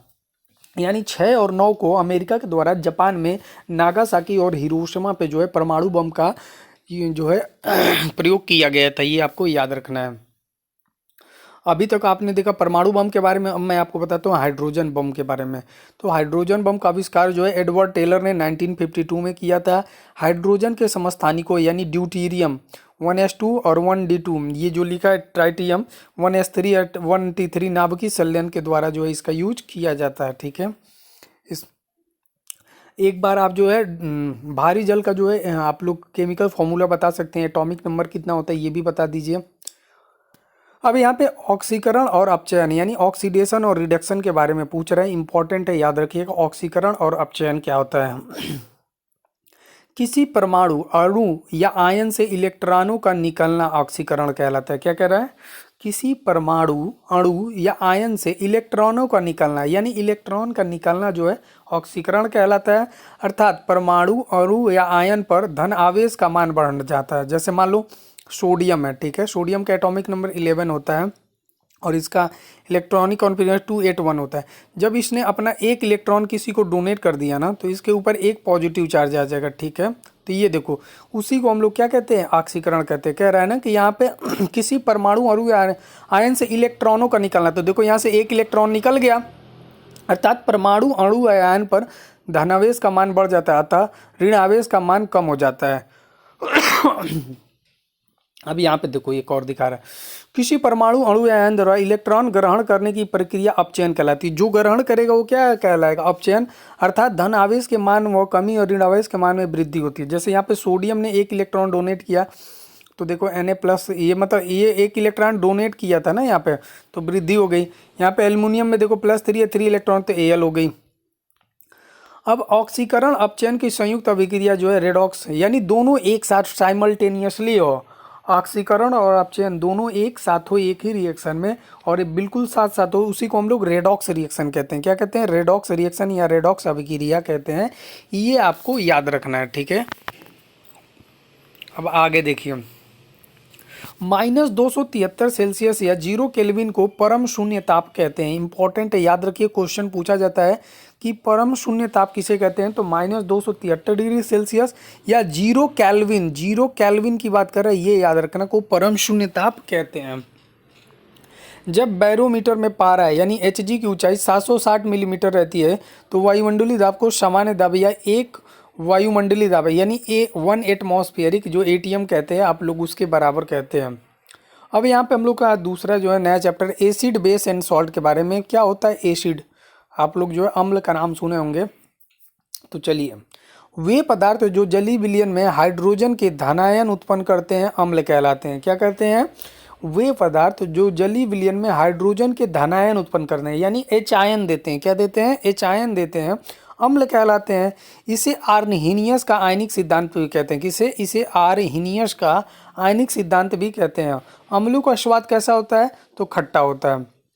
ये मिथाइल ऑरेंज व नीले लिटमस को लाल कर देते हैं। इंपॉर्टेंट है, याद रखिए, क्वेश्चन पूछा जाता है कि मिथाइल ऑरेंज और नीले लिटमस को जो है लाल कर देते हैं। अम्लों के जलीय विलयन विद्युत के सुचालक होते हैं। क्या होते हैं? ये गुड कंडक्टर होते हैं। ठीक है, सुचालक होते हैं। तो अम्लों का जो जली विलयन होता है वो इलेक्ट्रिसिटी का क्या होता है, गुड कंडक्टर होता है। ये आपको इनका पीएच मान जो होता है अम्ल का 7 से कम होता है। तो इतनी सारी जानकारी जो है अम्ल के बारे में आप याद रख सकते हैं। इनका स्वाद खट्टा होता है। ये मिथाइल ऑरेंज जो नीले लिटमस को लाल कर देते हैं। और ये जली विलयन में जो है विद्युत के क्या होते हैं, गुड कंडक्टर होते हैं, अच्छे सुचालक होते हैं। और इनका पीएच मान जो है 7 से कम होता है। अब बात करते हैं क्षार की यानी बेस की। वे पदार्थ जो जली विलयन में हाइड्रोक्सी यानी OH आयन देते हैं। अभी मैंने बताया कि अम्ल जो होते हैं H आयन देते हैं और बेस क्या देते हैं, OH आयन देते हैं। क्षार कहलाती है। इसे आर्हीनियस का आयनिक सिद्धांत कहते हैं। इनका स्वाद कड़वा होता है, उसका स्वाद खट्टा था, इनका स्वाद कड़वा होता है। ये फिनेफेथलीन को गुलाबी, लाल लिटमस पेपर को नीला व मिथाइल ऑरेंज को पीला कर देते हैं। ये देखो, ये इसका थोड़ा अलग है। ये फिनाफेथलीन को गुलाबी, लाल लिटमस पेपर को नीला, लाल लिटमस पेपर को क्या कर देता है, नीला, और मिथाइल ऑरेंज को पीला कर देता है। ठीक है। और इनका पीएच मान क्या होगा, इनका पीएच मान जो है 7 से अधिक होगा। ये आपको याद रखना है। यह एक संख्या, तो पीएच वैल्यू के बारे में बात करें तो ये एक संख्यात्मक मापांक होता है जो पदार्थों की अम्लीयता व क्षारीयता को प्रदर्शित करता है। ठीक है। पीएच मान 0 से लेकर 14 के बीच में होता है। आप लोग को बताना है कि ब्लड का पीएच मान कितना होता है। जब पीएच का मान 7 होता है तो वह उदासीन विलयन होता है। यानी अगर एक्यूरेट 7 है तो उसका वो क्या होता है, उदासीन विलयन होता है। अम्ल एवं उनके प्राकृतिक स्रोत क्या है, कहाँ कहाँ से आपको अम्ल मिलते हैं, जैसे एसिटिक अम्ल ये किस में मिलेगा, सिरका में। ठीक है। एस्कॉर्बिक अम्ल यानी विटामिन सी की बात करें तो आंवला, खट्टे फल और प्याज में जो है आपको ये देखने को मिलेगा विटामिन सी, एस्कॉर्बिक अम्ल। और सिट्रिक अम्ल कहाँ आपको मिलेंगे, संतरे में, नींबू में और खट्टे फलों में। मैलेइक अम्ल किस में मिलता है, यानी मैलिक अम्ल भी कई किताबों में लिखा रहता है, सेब में। टार्टरिक अम्ल की बात करें तो टार्टरिक अम्ल किस में मिलते हैं, इमली, अंगूर और कच्चा आम में जो है आपको टार्टरिक अम्ल देखने को मिलेगा। ऑक्जेलिक अम्ल वेरी वेरी इंपॉर्टेंट है, याद रखिएगा। टमाटर में, पालक में और चने की पत्तियों में जो है ऑक्जेलिक अम्ल मिलते हैं। लैक्टिक अम्ल किस में मिलता है, दही में। ठीक है। मेथोनोइक अम्ल व फॉर्मिक अम्ल किस में मिलती है, इंपॉर्टेंट है, याद रखिए। चींटियों के डंक में जो जो चींटी काटती है तो उसमें मेथोनोइक अम्ल व फॉर्मिक अम्ल मिलते हैं। फॉस्फोरिक अम्ल किस में मिलता है, कोका कोला ब्यूटोरिक अम्ल में क्या मिलता है, मक्खन मिलता है। ठीक है। अब हम लोग जो आते हैं लवण, साल्ट के बारे में पढ़ने वाले हैं। अम्ल व क्षार की अभिक्रिया स्वरूप बनने वाले पदार्थ जो है लवण कहलाते हैं। क्या कहलाते हैं, सॉल्ट कहलाते हैं। ठीक है। यह प्राय ठोस होते हैं और इनका गलनांक व कथनांक कुछ होता है। यानी इनकी बात करें गलनांक की और कथनांक की जो है वो बहुत ज़्यादा हाई होता है। यह प्राय जो है जल में घुलनशील होते हैं। क्या होते हैं, जल में घुलनशील होते हैं तथा जली विलयन विद्युत का सुचालक होता है। अभी मैंने आपको पता है सुचालक का मतलब होता है गुड कंडक्टर और कुचालक का मतलब होता है बैड कंडक्टर। ठीक है। इसमें जो है आप इलेक्ट्रिसिटी प्रोवाइड कर सकते हो। अब यहाँ पे देखो लवण कुछ हैं उनके अनुप्रयोग, जैसे सोडियम क्लोराइड NaCl, इसका आपको फॉर्मूले याद होना चाहिए। और ये नमक है। ठीक है। कास्टिक सोडा, यहाँ पे देखो सोडियम हाइड्रोक्साइड जो होता है NaOH, सोडियम हाइड्रोक्साइड, ये कास्टिक सोडा होता है। सोडियम कार्बोनेट की बात करें तो Na2CO3 × 10H2O, इसको क्या बोलते हैं, धावन सोडा, यानी धावन सोडा। ठीक है। तो इसको याद करो। सोडियम कार्बोनेट बहुत ज़्यादा कन्फ्यूजन होता है आपको सोडियम कार्बोनेट और सोडियम बाइकार्बोनेट में, तो ये दोनों आपको कैसे याद करना है ये देख लो। सोडियम कार्बोनेट को जो है Na2CO3 × 10H2O इसमें होता है। जब बाई आता है तो H लगता है, बाई वाले में क्या लगता है, H, तो ये हो जाता है NaHCO3। इसको क्या कहते हैं, सोडियम बाइकार्बोनेट में NaHCO3 और सोडियम कार्बोनेट में क्या हो जाता है Na2CO3। ठीक है। तो यहाँ बेकिंग पाउडर इसको कहते हैं। क्या कहते हैं, बेकिंग पाउडर, याद रखिए। धोने के लिए आपको किसकी आवश्यकता पड़ती है, पानी की ना। तो यहाँ पे देखो 10 जो है H2O है, तो इसलिए धोने वाले में हमेशा जो है 10 H2O आएगा। कभी कभी आपको कन्फ्यूजन हो जाता है कौन धावन सोडा है कौन बेकिंग सोडा है। तो देखो धोने में आपको पानी की आवश्यकता पड़ती है ना, धावन सोडा में, वॉशिंग सोडा जिसे कहते हैं, तो इसमें पानी की ज़्यादा आवश्यकता पड़ती है। तो उसी को याद कर लो कि Na2CO3 × 10H2O। मैंने ये भी दोनों आपको क्लियर कर दिया कि sodium carbonate and sodium by में H आता है, NaHCO3 होता है, और सोडियम कार्बोनेट में Na2CO3 होता है, और 10H2O लगाओगे तो क्या हो जाएगा, धोने वाला सोडा हो जाएगा। ठीक है। और बेकिंग सोडा तो मैंने आपको बता दिया कि NaHCO3 सोडियम बाइकार्बोनेट होता है। तो याद रखना जब भी ज़्यादा पानी रहेगा तो धोओगे। ठीक है। अब क्या क्या धोगे वो तुम्हारे ऊपर डिपेंड करता है। पोटेशियम नाइट्रेट KNO3 होता है, जैसे गन पाउडर और आतिशबाजी में इसका जो है। Copper sulphate CuSO4 × 5H2। अच्छा चलो एक बता ही दो कि किस गैस की जो है स्मेल रोटेन एग के जैसे आती है, कमेंट बॉक्स में जल्दी बताओ, ठीक है। जो हाइड्रोजन के साथ रिएक्शन करके जो है वो बनाती है, ठीक है, और उसका स्मेल जो है रोटेन एग की तरह आता है, जल्दी से बताओ। Copper sulphate CuSO4 × 5H2O। और हैबर प्रोसेस से हम लोग क्या बनाते हैं, कमेंट बॉक्स में वो भी बताओ जरा, देखिए कितनी केमिस्ट्री पढ़े हो आप लोग, कि हैबर प्रोसेस से जो है हम लोग किसका निर्माण करते हैं। कॉपर सल्फेट CuSO4 × 5H2O ये कीटाणुनाशक होता है, विद्युत लेपन होता है। पोटाश एलम, इसकी फॉर्मूला याद कर लो, K2SO4 Al2SO4 का होल थ्राइज इंटू 24H2O है, बहुत इंपॉर्टेंट है।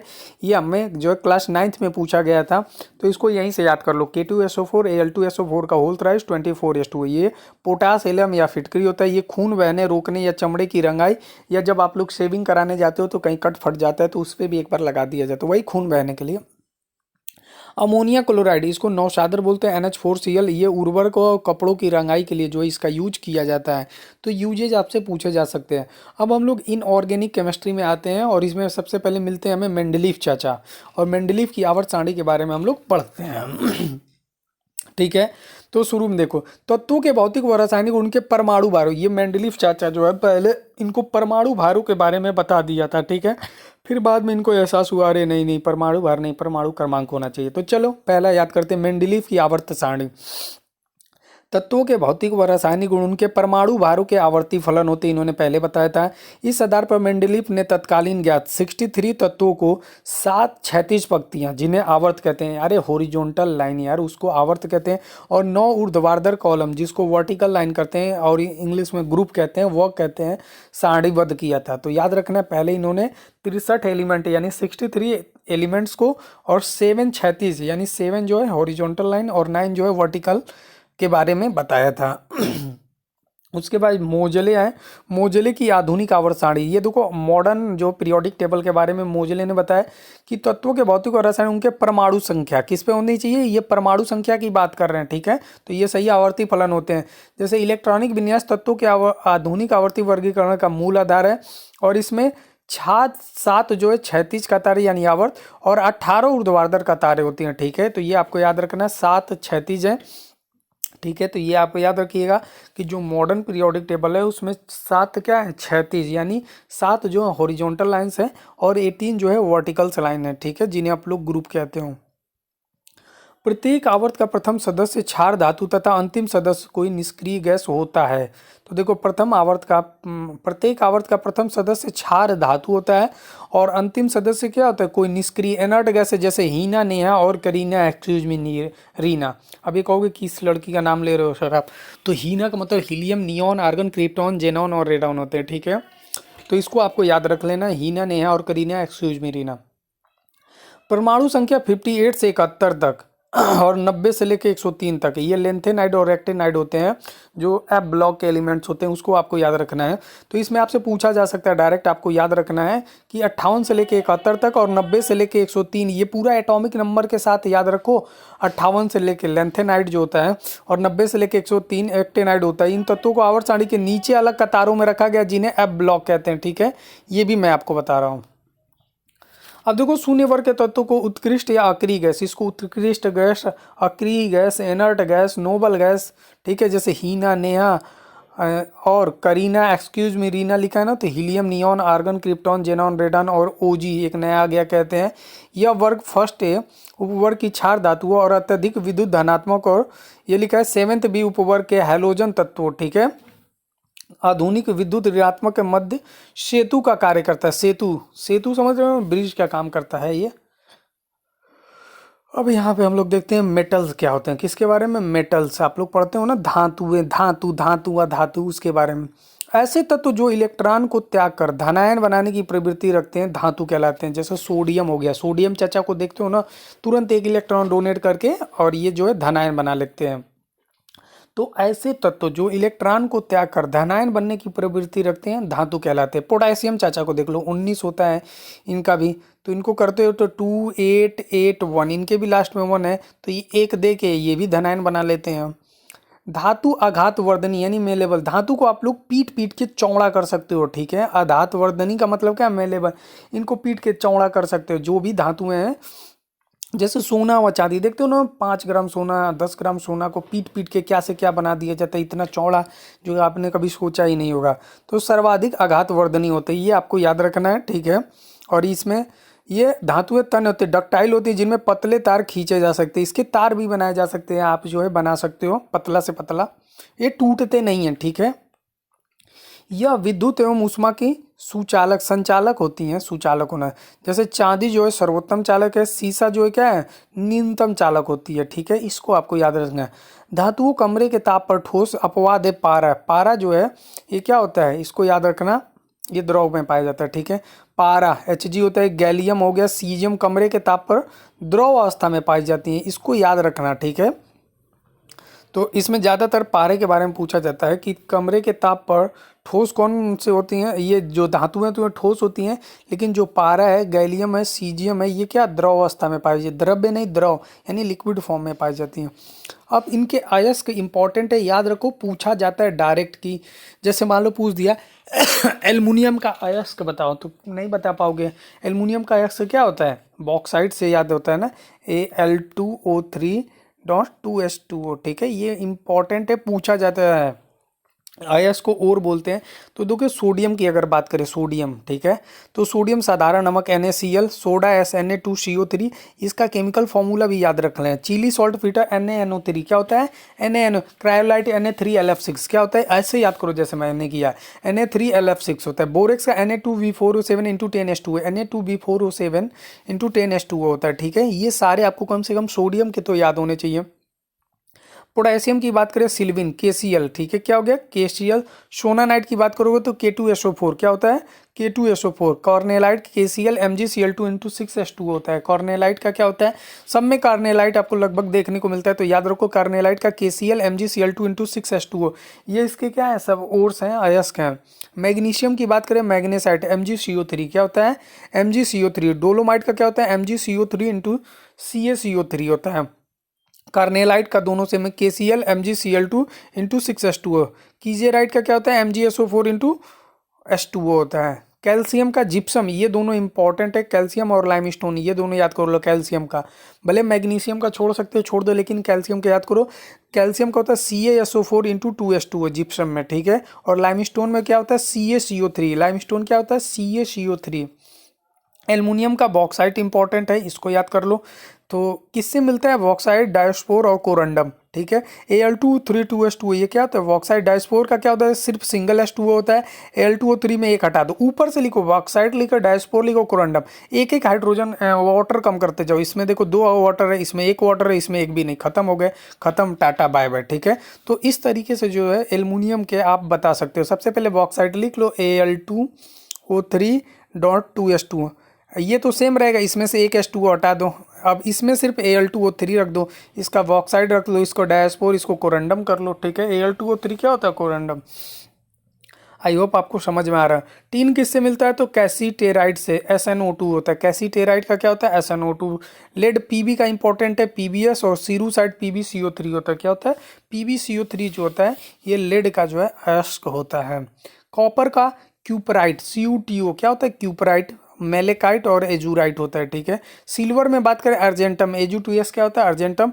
और रूबी सिल्वर को याद कर लो, Ag3S SbS3 होता है। आयरन का इंपॉर्टेंट है, आयरन का याद करो। हेमेटाइट का होता है Fe2O3, क्या होता है, Fe2O3 होता है, ठीक है। लिमोनाइट Fe2O3 × 3H2O होता है, ये इंपॉर्टेंट है, इसको याद कर लो। और सीडेराइट भी आयरन का ही, FeCO3। पारे का कौन है, सीनेबार, HGS, ये क्या है, इसका ओर होता है। HGS क्या होता है, ओर होता है, एस्क होता है। जिंक का कौन होता है, जिंक ब्लेड, Zn होता है, और जिंकॉइट होता है। यूरेनियम का कौन होता है, तो कार्नेटाइट व पिच ब्लेड, U3O8 है। थोरियम का मोनोजाइट है, ठीक है। और मैग्नीज का कौन सा है, मैग्नेटाइट है, और पायरोल्यूसाइट है। कैडमियम ग्रीनोकाइट है। कैडमियम का क्या है, इसका यूज किसके लिए, न्यूट्रॉनों को मंदक करने के लिए जो है कैडमियम की छड़ों का यूज किया जाता है। सोडियम सोना सॉरी ऑरन होता है, ठीक है, Au ऑरन, इसका लैटिन नेम भी पूछा जा सकता है। जैसे Ag अर्जेंटम होता है, इसका लैटिन नेम Ag से डिनोट करते हैं। और सिल्वर होता है, तो ये कैल्वेराइट होता है, AuTu2, और सिल्वेनाइट होता है। अब देखो लोहे पर जंग लगना है, यानी रस्टिंग ऑफ आयरन क्या होता है। लोहे पर जंग लगना एक रासायनिक यानी केमिकल चेंजेस है, ठीक है। फिजिकल चेंजेज और केमिकल चेंजेज आपको याद होना चाहिए। फिजिकल चेंजेस किसे कहते हैं यानी भौतिक परिवर्तन किसे कहते हैं, जिसमें कोई भी नया पदार्थ न बने यानी न्यू सब्सटेंसेज ना बने। जैसे मान लो आपने क्या बना दिया कि बर्फ से जो है आपने पानी बना दिया और फिर पानी से बर्फ बना दिया, तो क्या इसमें कोई नया पदार्थ बना, नहीं बना ना, वो तो वही सेम बन जा रहा है, पानी से बर्फ, बर्फ से पानी बना दिया। तो ये आपका क्या हो जाएगा, ये आपका जो है फिजिकल चेंजेज हो जाएंगे। और केमिकल चेंजेस की बात करोगे तो केमिकल चेंजेस जैसे मान लो दूध से आपने दही बना दिया, अब नाक रगड़ रगड़ के मर जाओगे लेकिन दही से दूध नहीं बना पाओगे, तो ये क्या हो जाएगा आपका, ये आपका जो है केमिकल चेंजेज हो जाएगा। इसमें एक नया सब्सटेंस बन गया, आपने दूध लिया था दही बना दिया, ठीक है। तो ये होते हैं। चलिए आइए टॉपिक पे आइए, लोहे पर जंग लगना। जैसे जंग लगना एक रासायनिक परिवर्तन है, क्या है ये रासायनिक परिवर्तन है, ठीक है। तो ये आपका रासायनिक जंग लगने से लोहे के भार में वृद्धि होती है, क्या होती है, इंपॉर्टेंट है याद रखना कि जंग लगने पर लोहे से भार में क्या होती है, वृद्धि होती है, वृद्धि। आयरन ऑक्साइड लिखा है Fe2O3, ये अभी मैंने बताया था ना, इसका क्या होता है, ओर होता है, अयस्क होता है। लोहे में जंग लगने से बना पदार्थ ये भूरी परत के रूप में लोहे पर जम जाता है। लोहे के गैल्वेनाइज यानी जस्ट की चादर पर जस्ते की परत चढ़ी रहती है। अब बात करते हैं सिल्वर क्लोराइड, AgCl2 को हार्न सिल्वर भी कहा जाता है। क्वेश्चन पूछा जाता है किसको हार्न सिल्वर कहते हैं, तो AgCl2 को जो है, जिसका उपयोग क्रोमेटिक कांच के निर्माण में होता है। ये यूजेज जरूर याद करना, ये आपके एग्जाम में डायरेक्ट पूछे जाता है। जैसे पूछ दिया फोटोग्राफी में किसका यूज किया जाता है, तो AgBr2 जो सिल्वर ब्रोमाइड होता है, इसका यूज जो है फोटोग्राफी में होता है। सिल्वर आयोडाइड का जो आर्टिफिशियल आप रेन कराते हो, कृत्रिम वर्षा, उसमें जो है सिल्वर आयोडाइड का यूज किया जाता है। इंपॉर्टेंट है ये वाला, तो जरूर याद करना, सिल्वर क्लोराइड का, इसे हॉर्न सिल्वर कहा जाता है, जिसका उपयोग फोटोक्रोमेटिक कांच के निर्माण में होता है, ठीक है। और सिल्वर ब्रोमाइड का उपयोग जो है फोटोग्राफी में होता है। सिल्वर आयोडाइड का जो है कृत्रिम वर्षा, ठीक है। और सिल्वर नाइट्रेट को लूनर कास्टिक भी कहते हैं। मतदान के समय जो अंगुली पर इसी का निशान, जब बोटिंग कराने जाते हो तो आपको देखते हो ना फिंगर पे एक जो है निशान लगाया जाता है, तो उसमें सिल्वर नाइट्रेट का यूज किया जाता है। अब देखो लिखा है चांदी के चम्मच से अंडा खाना वर्जित रहता है, क्योंकि चांदी अंडे में उपस्थित गंधक से प्रतिक्रिया कर काले रंग का सिल्वर सल्फाइड बनाती है और चम्मच नष्ट हो जाता है। ये आपको याद रखना है, ठीक है। तो इसको आपको याद रखना है कि चांदी के चम्मच से कभी जो है अंडा मत खाना। प्लेटिनम को पूछा जा सकता है, व्हाइट गोल्ड जो है कहा जाता है, किसको कहा जाता है, तो प्लेटिनम को जो है व्हाइट गोल्ड कहा जाता है। इंपॉर्टेंट है याद रखना, क्वेश्चन पूछा जाएगा कि किसको जो है व्हाइट गोल्ड कहा जाता है, प्लेटिनम, किसको, प्लेटिनम को। सोने का निष्कर्षण मुख्यतः कैल्वेराइट और सिल्वेनाइट अयस्क से किया जाता है। तो सोने का याद रख लो, सोने का जो और कौन कौन से होते हैं, कैल्वेराइट और सिल्वेनाइट, कौन से होते हैं, कैल्वेराइट और सिल्वेनाइट। अब नोबल गैस, यहाँ जो मैंने अभी बताया, तो ये शून्य वर्ग या वर्ग 18 के तत्व, जैसे लिखा है helium, neon, argon, krypton, xenon और रेडॉन को अक्रिय या इनएक्टिव गैस या निष्क्रिय यानी इनर्ट गैस भी कहते हैं। ये मैंने आपको पहले, अक्रिय गैस से ना तो विद्युत धनात्मक ना ही विद्युत ऋणात्मक होती हैं, ठीक है। ये तो इनके सारे सब लास्ट के सब सेल्फ जो है फुलफिल होते हैं ना, तो इस वजह से अक्रिय होते हैं। रेडॉन एक रेडियोधर्मी उत्कृष्ट गैस है जो प्राकृतिक में नहीं पाई जाती है, याद रखना। रेडॉन जो है ये रेडियोधर्मी उत्कृष्ट गैस है और जो प्राकृतिक में नहीं पाई जाती हैं। अक्रिय गैसों की खोज लोकेयर ने, इंपॉर्टेंट है याद रखना, पूछा जा सकता है इनर्ट गैस की खोज किसने किया है, तो लोकेयर ने, किसने, लोकेयर, रेले व रैमजे महोदय ने किया था, रेले और रैमजे ने, ठीक है। लोकेयर, रेले व रैमजे महोदय ने की थे। वैसे रैमसे और रेले की ज़्यादा आती है, लोकेयर की कम आती है, लेकिन आप लोग याद रख लो कि अक्रिय गैसों की खोज लोकेयर, रेले व रैमजे महोदय ने की थी। वायुमंडल में उपस्थित अक्रिय गैसों में सर्वाधिक मात्रा जो है आर्गन की होती है। तो क्वेश्चन में पूछा जा सकता है जो वायुमंडल, इसमें सर्वाधिक अक्रिय गैस कौन सा होता है, ओजोन, कौन सा होता है, ओजोन होता है, ठीक है। वायु भरी गुब्बारे में हाइड्रोजन की अपेक्षा हीलियम को वरीयता दी जाती है, क्योंकि हीलियम वायु के साथ विस्फोटक मिश्रण नहीं बनाती है। यहाँ पे देखो हीलियम जो वायु के साथ विस्फोटक मिश्रण नहीं बनाती है। अब ये क्वेश्चन पूछा जाएगा डायरेक्ट, इसको याद रखना। गोताखोरों द्वारा पानी के अंदर सांस लेने के लिए ऑक्सीजन के साथ हीलियम का मिश्रण प्रयुक्त करते हैं, ठीक है। क्वेश्चन पूछा जा सकता है जो गोताखोर होते हैं वो पानी के अंदर सांस लेने के लिए ऑक्सीजन के साथ कौन सी गैस का जो यूज करते हैं, तो आपको बताना होगा। उसमें दे देगा ऑर्गन, हीलियम, ठीक है, और भी सारे जितने भी गैस हैं उसको देगा, तो याद रखना हीलियम का मिश्रण होता है। दम्मा व अन्य श्वास संबंधी बीमारियों में रोगियों के इलाज में कृत्रिम श्वसन हेतु ऑक्सीजन व हीलियम का मिश्रण प्रयुक्त होता है। अब देखो यहाँ पे ऑक्सीजन व हीलियम को 1:4 के अनुपात में मिलाकर कृत्रिम श्वसन व गोताखोरों को दिया जाता है। यानी ऑक्सीजन का 1 रहेगा तो हीलियम का 4 रहेगा। ठीक है।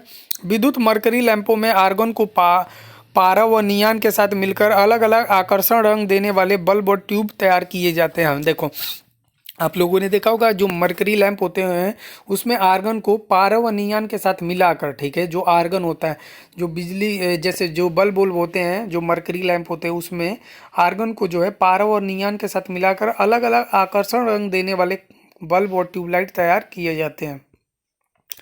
ट्यूबलाइट में मुख्यतः आर्गन व पारे की वाष्प भरी जाती है। विद्युत बल्ब में नाइट्रोजन व आर्गन गैस भरी जाती है। अब वाटर के बारे में देख लो, ये लिखा है वाटर, एक होता है सॉफ्ट वाटर, एक होता है हार्ड वाटर। साबुन के साथ आसानी से झाग देता है कौन? जो सॉफ्ट वाटर होता है। यह पीने योग्य होता है। इसमें शारीरिक वृद्धि होती है, आवश्यक खनिज अल्प मात्रा में उपस्थित होते हैं। जो हार्ड वाटर होता है ये साबुन के साथ पर्याप्त मात्रा में झाग नहीं देता है। इसमें मैग्नीशियम एवं कैल्शियम के बाइकार्बोनेट, क्लोराइड व सल्फेट लवण उपस्थित होते हैं। अब देखो कठोर जल के 2 टाइप से, एक होता है टेम्परेरी हार्डनेस, एक होता है परमानेंट हार्डनेस। और टेम्परेरी में कौन कौन से हैं यहाँ पे देखो, कैल्शियम और मैग्नीशियम के बाइकार्बोनेट घुले होने के कारण उत्पन्न कठोरता। और अस्थाई में देखो कैल्शियम और मैग्नीशियम के सल्फेट अथवा क्लोराइड लवण घुले होने के कारण उत्पन्न कठोरता। इसे जल को उबाल कर दूर किया जा सकता है। ठीक है। जो टेम्परेरी हार्डनेस है इसको जल को उबाल कर यानी बॉयल करके दूर किया जा सकता है। इसे दूर करने की मुख्य विधि कौन सी है? परम्यूटेड विधि है। कौन सा है? परम्यूटेड विधि। और जल में सोडियम कार्बोनेट यानी Na2CO3 मिलाकर उबालने से भी कठोरता दूर होती है। अब थोड़ा आप लोग बताओ, Na2CO3 इंटू 10H2O ये कौन सा सोडा होता है? बेकिंग सोडा होता है कि धावन सोडा होता है? जल्दी से बताओ। केतली में जल उबालने से उसके आंतरिक परत में सफ़ेद रंग की परत जम जाती है जो कैल्शियम व मैग्नीशियम के कार्बोनेट्स होते हैं। ठीक है। केतली में जल उबालने से उसकी आंतरिक, अंदर के परत में नहीं देखते हो, जब हम लोग जल उबालते हैं तो वाइट वाइट की जो है आप लोग की एक परत सफ़ेद रंग की जम जाती है। जो भी लोग जो पानी गर्माते होंगे या ठंडियों में नहाने के लिए देखोगे तो भाई नीचे जो है आपको एक वाइट कलर की परत जम जाती है। वो जो कैल्शियम व मैग्नीशियम के क्या होते हैं? कार्बोनेट्स होते हैं। देखो जल का शुद्धिकरण जो है पोटेशियम परमैंगनेट व क्लोरीन गैस या पोटासियम आदि द्वारा किया जाता है। वेरी वेरी इंपॉर्टेंट क्वेश्चन है, इसको याद रखना कि जल का शुद्धिकरण जो है पोटेशियम परमैंगनेट KMnO4 होता है। ठीक है। पोटेशियम परमैंगनेट और क्लोरीन गैस आपको पता है, और पोटासियम फिटकरी K2SO4 Al2SO4 का होल थ्राइज इंटू 24H2 है। ये सारे आपको याद रखना है। ठीक है। इनसे जो है आप जल का शुद्धिकरण कर सकते हैं, पोटेशियम परमैंगनेट, क्लोरीन गैस और पोटासियम।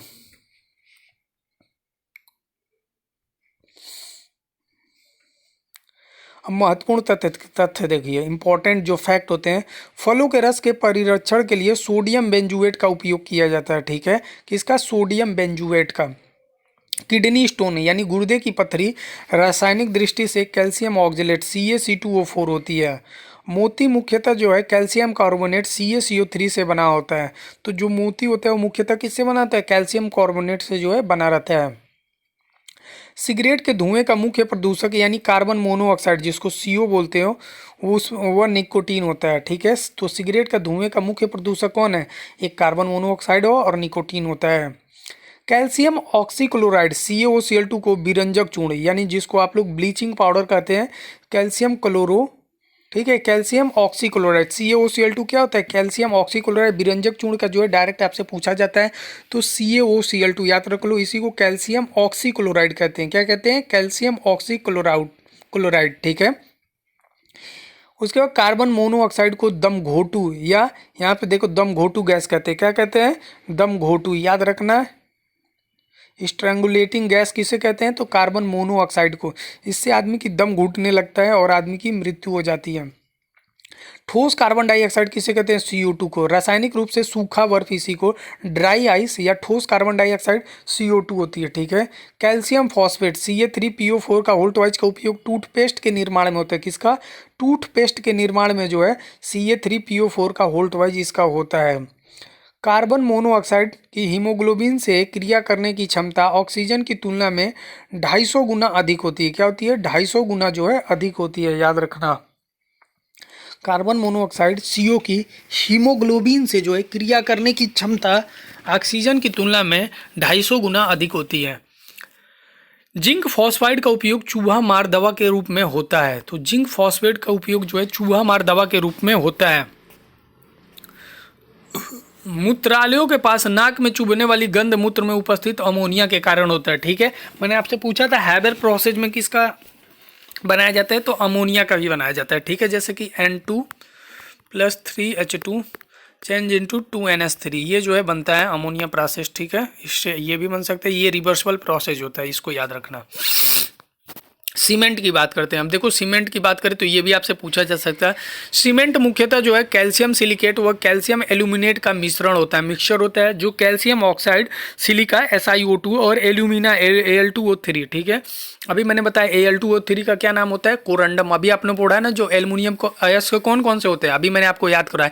एक बॉक्साइट होता है, एक डायस्पोर होता है, एक कोरंडम होता है। तो बॉक्साइट में Al2O3 इंटू 2H2O होता है, डायस्पोर में क्या होता है? Al2O3 इंटू H2O होता है, और कोरंडम में सिर्फ Al2O3 होता है। तो थोड़ा थोड़ा बोलते रहोगे, जहाँ जाए जो फैक्ट आए याद रहे उसको बोलते रहो, याद हो जाएगा। फेरिक व मैग्नीशियम ऑक्साइड आदि से निर्माण होता है। सीमेंट में जिप्सम का उपयोग सीमेंट को शीघ्र जमने के रोकने हेतु किया जाता है। जिप्सम का यूज क्यों किया जाता है? कि सीमेंट जो है तुरंत जम न जाए, इसलिए। पोर्टलैंड सीमेंट की खोज इंग्लैंड निवासी जोसेफ ऑस्पिडिन ने 1824 में किया था। ठीक है, अब प्रमुख कांच एवं उसके संगठन का उपयोग हम लोग यहाँ देखते हैं। जैसे सोडा कांच की बात करें तो सोडियम कार्बोनेट, कैल्शियम कार्बोनेट और सिलिका, इसका उपयोग किस में होता है? ट्यूबलाइट जैसे हो गया, बोतलें हो गए, दैनिक उपयोग के बर्तन हो गए। फ्लिंट कांच की बात करें तो पोटेशियम कार्बोनेट, लेड ऑक्साइड और सिलिका, इसमें विद्युत बल्ब, कैमरा व दूरबीन के लेंस जो है फ्लिंट कांच में आती हैं। क्रुक्स कांच, ये सीरियम ऑक्साइड सिलिका होता है। ये धूप चश्मों के जो लेंस होते हैं इसमें क्रुक्स कांच का जो है यूज किया जाता है। ठीक है, अब ये क्राउन कांच क्या होते हैं? तो इसमें पोटेशियम ऑक्साइड और बेरियम ऑक्साइड सिलिका चश्मों के लेंस के लिए जो है क्राउन कांच का। क्रुक कांच मैंने बता दिया, वो भी चश्मे के लिए था। सीसा क्रिस्टल कांच किसका यूज किया जाता है? Potassium carbonate, lead oxide, silica, ये महंगे कांच के पात्र होते हैं, बर्तन होते हैं। उर्वरक, फर्टिलाइजर की बात करते हैं। सूर्य के प्रकाश व जल के अतिरिक्त पौधों की वृद्धि व विकास के लिए 16 आवश्यक पोषक तत्वों की जरूरत होती है। ठीक है, तो जो पौधों का विकास है या वृद्धि है उसके लिए कितने पोषक तत्वों की आवश्यकता होती है? 16 आवश्यक पोषक तत्वों की। अब पोषक तत्व में देखो यहाँ पे जैसे हो गया नाइट्रोजन, फास्फोरस और पोटास, NPK। एन से हो जाता है नाइट्रोजन, NPK आप लोग देखते हो ना, जो आप लोग यूरिया डाई पोटास मंगाते हो, एन का मतलब नाइट्रोजन, P से फास्फोरस और K से पोटास होता है। ठीक है, या पोटेशियम जिसको आप लोग कहते हैं। तो ये देखो नाइट्रोजन, अब सोडियम की, यहाँ से नाइट्रोजन की बात करें एटॉमिक नंबर 7, फास्फोरस की बात करोगे तो 15 और पोटेशियम 19 होती है, इसको याद रखना। ठीक है, तो इसी से हम लोग पढ़ते हैं नाइट्रोजन, फास्फोरस और पोटास। द्वितीय पोषक तत्व कौन से होते हैं? तो कैल्शियम होता है, Ma। ठीक है, Mg होता है मैग्नीज, Mn होता है, Mg होता है मैग्नीशियम और Mn होता है मैग्नीज, Ma आपको देखना पड़ेगा, और S सल्फर होता है। ठीक है, तो द्वितीय पोषक तत्व में क्या होता है? Ca, Ma एवं S होता है। ठीक है, और यहाँ सूक्ष्म पोषक तत्वों में देख लीजिए कौन सा है? आयरन हो गया, मैग्नीज हो गया, कॉपर, जिंक हो गया, मोलिब्डेनम, या ये क्लोरीन हो गया, बी से बेरियम हो गया। ठीक है, या बोरॉन, बेरिलियम बी होता है, बोरॉन है। ठीक है गाइस, बी से बोरॉन। प्रमुख उर्वरक उनके अनुप्रयोग के बारे में तो टोटल ये देखो 16 हो जा रहे हैं, काउंट करके देख लो। टोटल 16 आवश्यक तत्व कौन से हो गए? 3 ये हो गए और 3 6, 6 7 8 9 10 11 12 13 ही दिखा रहा है, और 3 होंगे। ठीक है, 16 हो जाएंगे। प्रमुख उर्वरक उनके अनुप्रयोग, जैसे नाइट्रोजनी उर्वरक की बात करें, इस प्रकार के उर्वरक मृदा में नाइट्रोजन की आपूर्ति करते हैं। अमोनिया सल्फेट की बात करें, इसमें नाइट्रोजन 20 से 23% तक और मृदा पर अम्लीय प्रभाव करते हैं। कैल्शियम साइनाइड की बात करें तो इसमें नाइट्रोजन 40% होता है, और इसमें CaCN2 में कार्बन का मिश्रण नाइट्रोलियम कहलाता है। ठीक है, तो ये आपके एग्जाम में ऐसे ऐसे क्वेश्चन पूछे जाते हैं। अब बात करते हैं फॉस्फेटिक उर्वरक की। इस प्रकार के उर्वरक मृदा में फास्फोरस की कमी पूरा करते हैं, जो पौधों की वृद्धि के लिए आवश्यक होते हैं। यह पौधों में रोग प्रतिरोधक क्षमता में वृद्धि करते हैं। कैल्शियम सुपर फास्फेट, जिप्सम का फॉर्मूला ये याद रखना होगा, CaSO4 इंटू 2H2O होता है, ठीक है। तो ये फल एवं बीज के विकास के लिए आवश्यक होते हैं। अब मिश्र धातुएं क्या हैं, ये तो बहुत ज़्यादा इंपॉर्टेंट है, जिसे एलॉय कहते हैं। ये आपके एग्जाम में सीधे सीधे पूछ दिए जाते हैं। मिश्र धातु, पीतल किसका मिश्र धातु होता है, तो कॉपर और जिंक का। कॉपर जिसमें 70% होता है, जिंक जो है 30% होता है। और इसका प्रयोग किसके लिए होता है, बर्तन बनाने में, मूर्तियाँ व अन्य उपकरण में। इसको जरूर पढ़ के जाना, और कुछ पढ़ना या नहीं। मिश्र धातु आता है। कांसा का यूज किस में होता है, तो कांसा का यूज जो है बर्तन और मूर्तियाँ, सिक्के, इसमें भी कापर और एसेंटीन का होता है, ठीक है। कांसा में किसका होता है, ब्रोंज में जो है उसमें कापर और एसेंटीन का होता है, ठीक है। टंका यानी शोल्डर जो होता है, इसमें PB यानी लेड 50 से 70% होता है। एसेंटीन जो होता है 30 से 50% है। इसमें धातुओं को जोड़ने व टाँका लगाने के लिए, आप लोग देखते हो ना, कोई बर्तन चटक जाता है, टूट जाता है, बिल्डिंग, वही गन धातु कौन कौन से, जिसमें कापर 88 हो, टीन जो है 10% और जिंक जो है 20, यानी बंदूक, तोप व गियर वेयरिंग में जो है गन धातु का यूज किया जाता है। गन धातु से ही समझ लो बंदूक में। अब टाइप धातु, टाइपराइटर यानी मुद्रण में लेड होता है। इसमें ज़्यादा तो ऊपर वाले जो मैंने बताया ना, पीतल, कांसा, इसमें ज़्यादा पूछे जाते हैं, ये नहीं पूछे जाते हैं। ये पूछा जा सकता है आर्टिफिशियल गोल्ड कैसे तैयार किया, जिसमें कॉपर जो है 90% और एल्युमिनियम 10%, इसको आभूषण एवं मूर्तियाँ बनाने में। जर्मन सिल्वर की बात करें तो इसमें भी बर्तन और मूर्तियाँ बनती है, जैसे कॉपर 50 से 60, जिंक 35 और जो है Ni, ठीक है, निकिल जो होता है वो 15% होता है। मैग्नीशियम की बात करें तो ये देखो Mg जो है इसमें 5% है और Al जो होता है 95%। जहाज व वायुयान की बॉडी बनाने के लिए इसका किया जाता है। ड्यूराम्यूलिन का वायुयान और प्रेशर कुकर के लिए। और ये देखो स्टेनलेस स्टील पूछा जा सकता है, ठीक है। तो इसमें जो Fe जो आयरन होता है 73% होता है। क्रोमियम की बात करें तो 18% होता है। नाइट्रोजन की बात नियॉन की बात करोगे तो 8% और कॉपर की 1%। मोटर, गाड़ी व बर्तन बनाने में जो है ये निकिल है ना, ठीक है। पारे Hg के साथ किसी अन्य धातु का मिश्रण जो है अमलगम कहलाता है। क्या होता है, अमलगम कहलाता है, ठीक है। पारे Hg के साथ किसी अन्य धातु का मिश्रण जो है अमलगम कहलाता है। पारा देखो लिखा है, पारा लोहे के साथ अमलगम नहीं बनाती है, इसलिए पारे को लोहे के पात्र में रखा जाता है, ठीक है। पारा को किस में रखा जाता है, लोहे में, क्योंकि पारा जो है लोहे के साथ अमलगम नहीं बनाता है। अब ऑर्गेनिक केमिस्ट्री की बात करते हैं, किसकी, अभी तो इनऑर्गेनिक देखा, ऑर्गेनिक देखो। सोडियम बेंजोएट, इनका प्रयोग किसी अचार, मुरब्बे, चटनी, फलों के रस आदि खाद्य पदार्थों के परिरक्षण में जो है सोडियम बेंजोएट का, बेंजोइक अम्ल का किसी खाद्य पदार्थों के परिरक्षण में जो है यूज किया। एक बार अच्छा चलो बता दो, शुद्ध जल बनाने के, शुद्धिकरण करने के लिए जल का कौन कौन सा हम लोग यूज करते हैं। तो पहला मैंने क्या बताया था तुम्हें, पोटेशियम परमैंगनेट यानी KMnO4, दूसरा क्लोरीन गैस, और तीसरा मैंने क्या बताया था, फिटकरी। याद रखो, क्वेश्चन पूछा जाएगा। बेंजोइक अम्ल में मैंने बताया खाद्य पदार्थों को परिरक्षण में। एथिलीन ग्लाइकॉल होता है मोटर गाड़ी में प्रतिहिमकारक के रूप में, ठीक है। एथिलीन ग्लाइकॉल का यूज होता है। पायरीन या कार्बन टेट्राक्लोराइड का, तो शार्ट सर्किट से लगी आग बुझाने में जो है पायरीन या कार्बन टेट्राक्लोराइड का जो कंपाउंड होता है उसका यूज किया जाता है। टार्टरिक अम्ल बेकिंग पाउडर के निर्माण में, ठीक है। अब बेकिंग पाउडर का फॉर्मूला जल्दी बता दो हमें क्या होता है। मैंने बताया बेकिंग पाउडर, वॉशिंग पाउडर जो है, बेकिंग पाउडर क्या होता है, इसी को सोडियम बाइकार्बोनेट कहते हो। जल्दी बताओ, अब NaHCO3 होता है, क्या होता है, सिट्रिक अम्ल। ये अचार और मुरब्बों के परिरक्षण में जो है यूज किया जाता है। नेफ्थलीन, इसकी गोलियां कपड़ों के बीच रखने पर कीड़े नहीं लगते हैं। तो देखो अगर तुम्हारे घर में कपड़ों में कीड़े लग जा रहे हैं तो इसमें तुम नेफ्थलीन की गोली जो है कपड़ों के बीच में रख दोगे तो कीड़े नहीं रहते हैं। आंसू गैस, टीयर गैस तो बहुत पूछे जाते हैं। ये भीड़ को तितर बितर करने के लिए, देखते हो ना जब बहुत ज़्यादा कहीं पे लोग प्रोटेस्ट करते हैं तो वहाँ पे जो है क्या, आंसू गैस यानी टीयर गैस छोड़ दिया जाता है पुलिस वालों के लिए, पुलिस वाले जो है छोड़ देते हैं। क्लोरीटोन क्या होता है, यात्रा के दौरान चक्कर आने की दवा जो होती है क्लोरीटोन है। गैमैक्सिन और DDT क्या होती है, ये कीटाणुनाशी के रूप में जो है यूज किया जाता है। देखते हो ना घरों या कहीं पर बहुत ज़्यादा कीटाणु रहते हैं तो उसमें गैमैक्सिन लगवा के जो है पोछा मरवा दिया जाता है। मरकैप्टेन, ये पता होगा LPG के रिसाव का पता चलता है। मरकैप्टेन जो आपके घर में LPG आता है, LPG का फुल फॉर्म क्या होता है, लिक्विफाई पेट्रोलियम गैस होता है, याद रखना।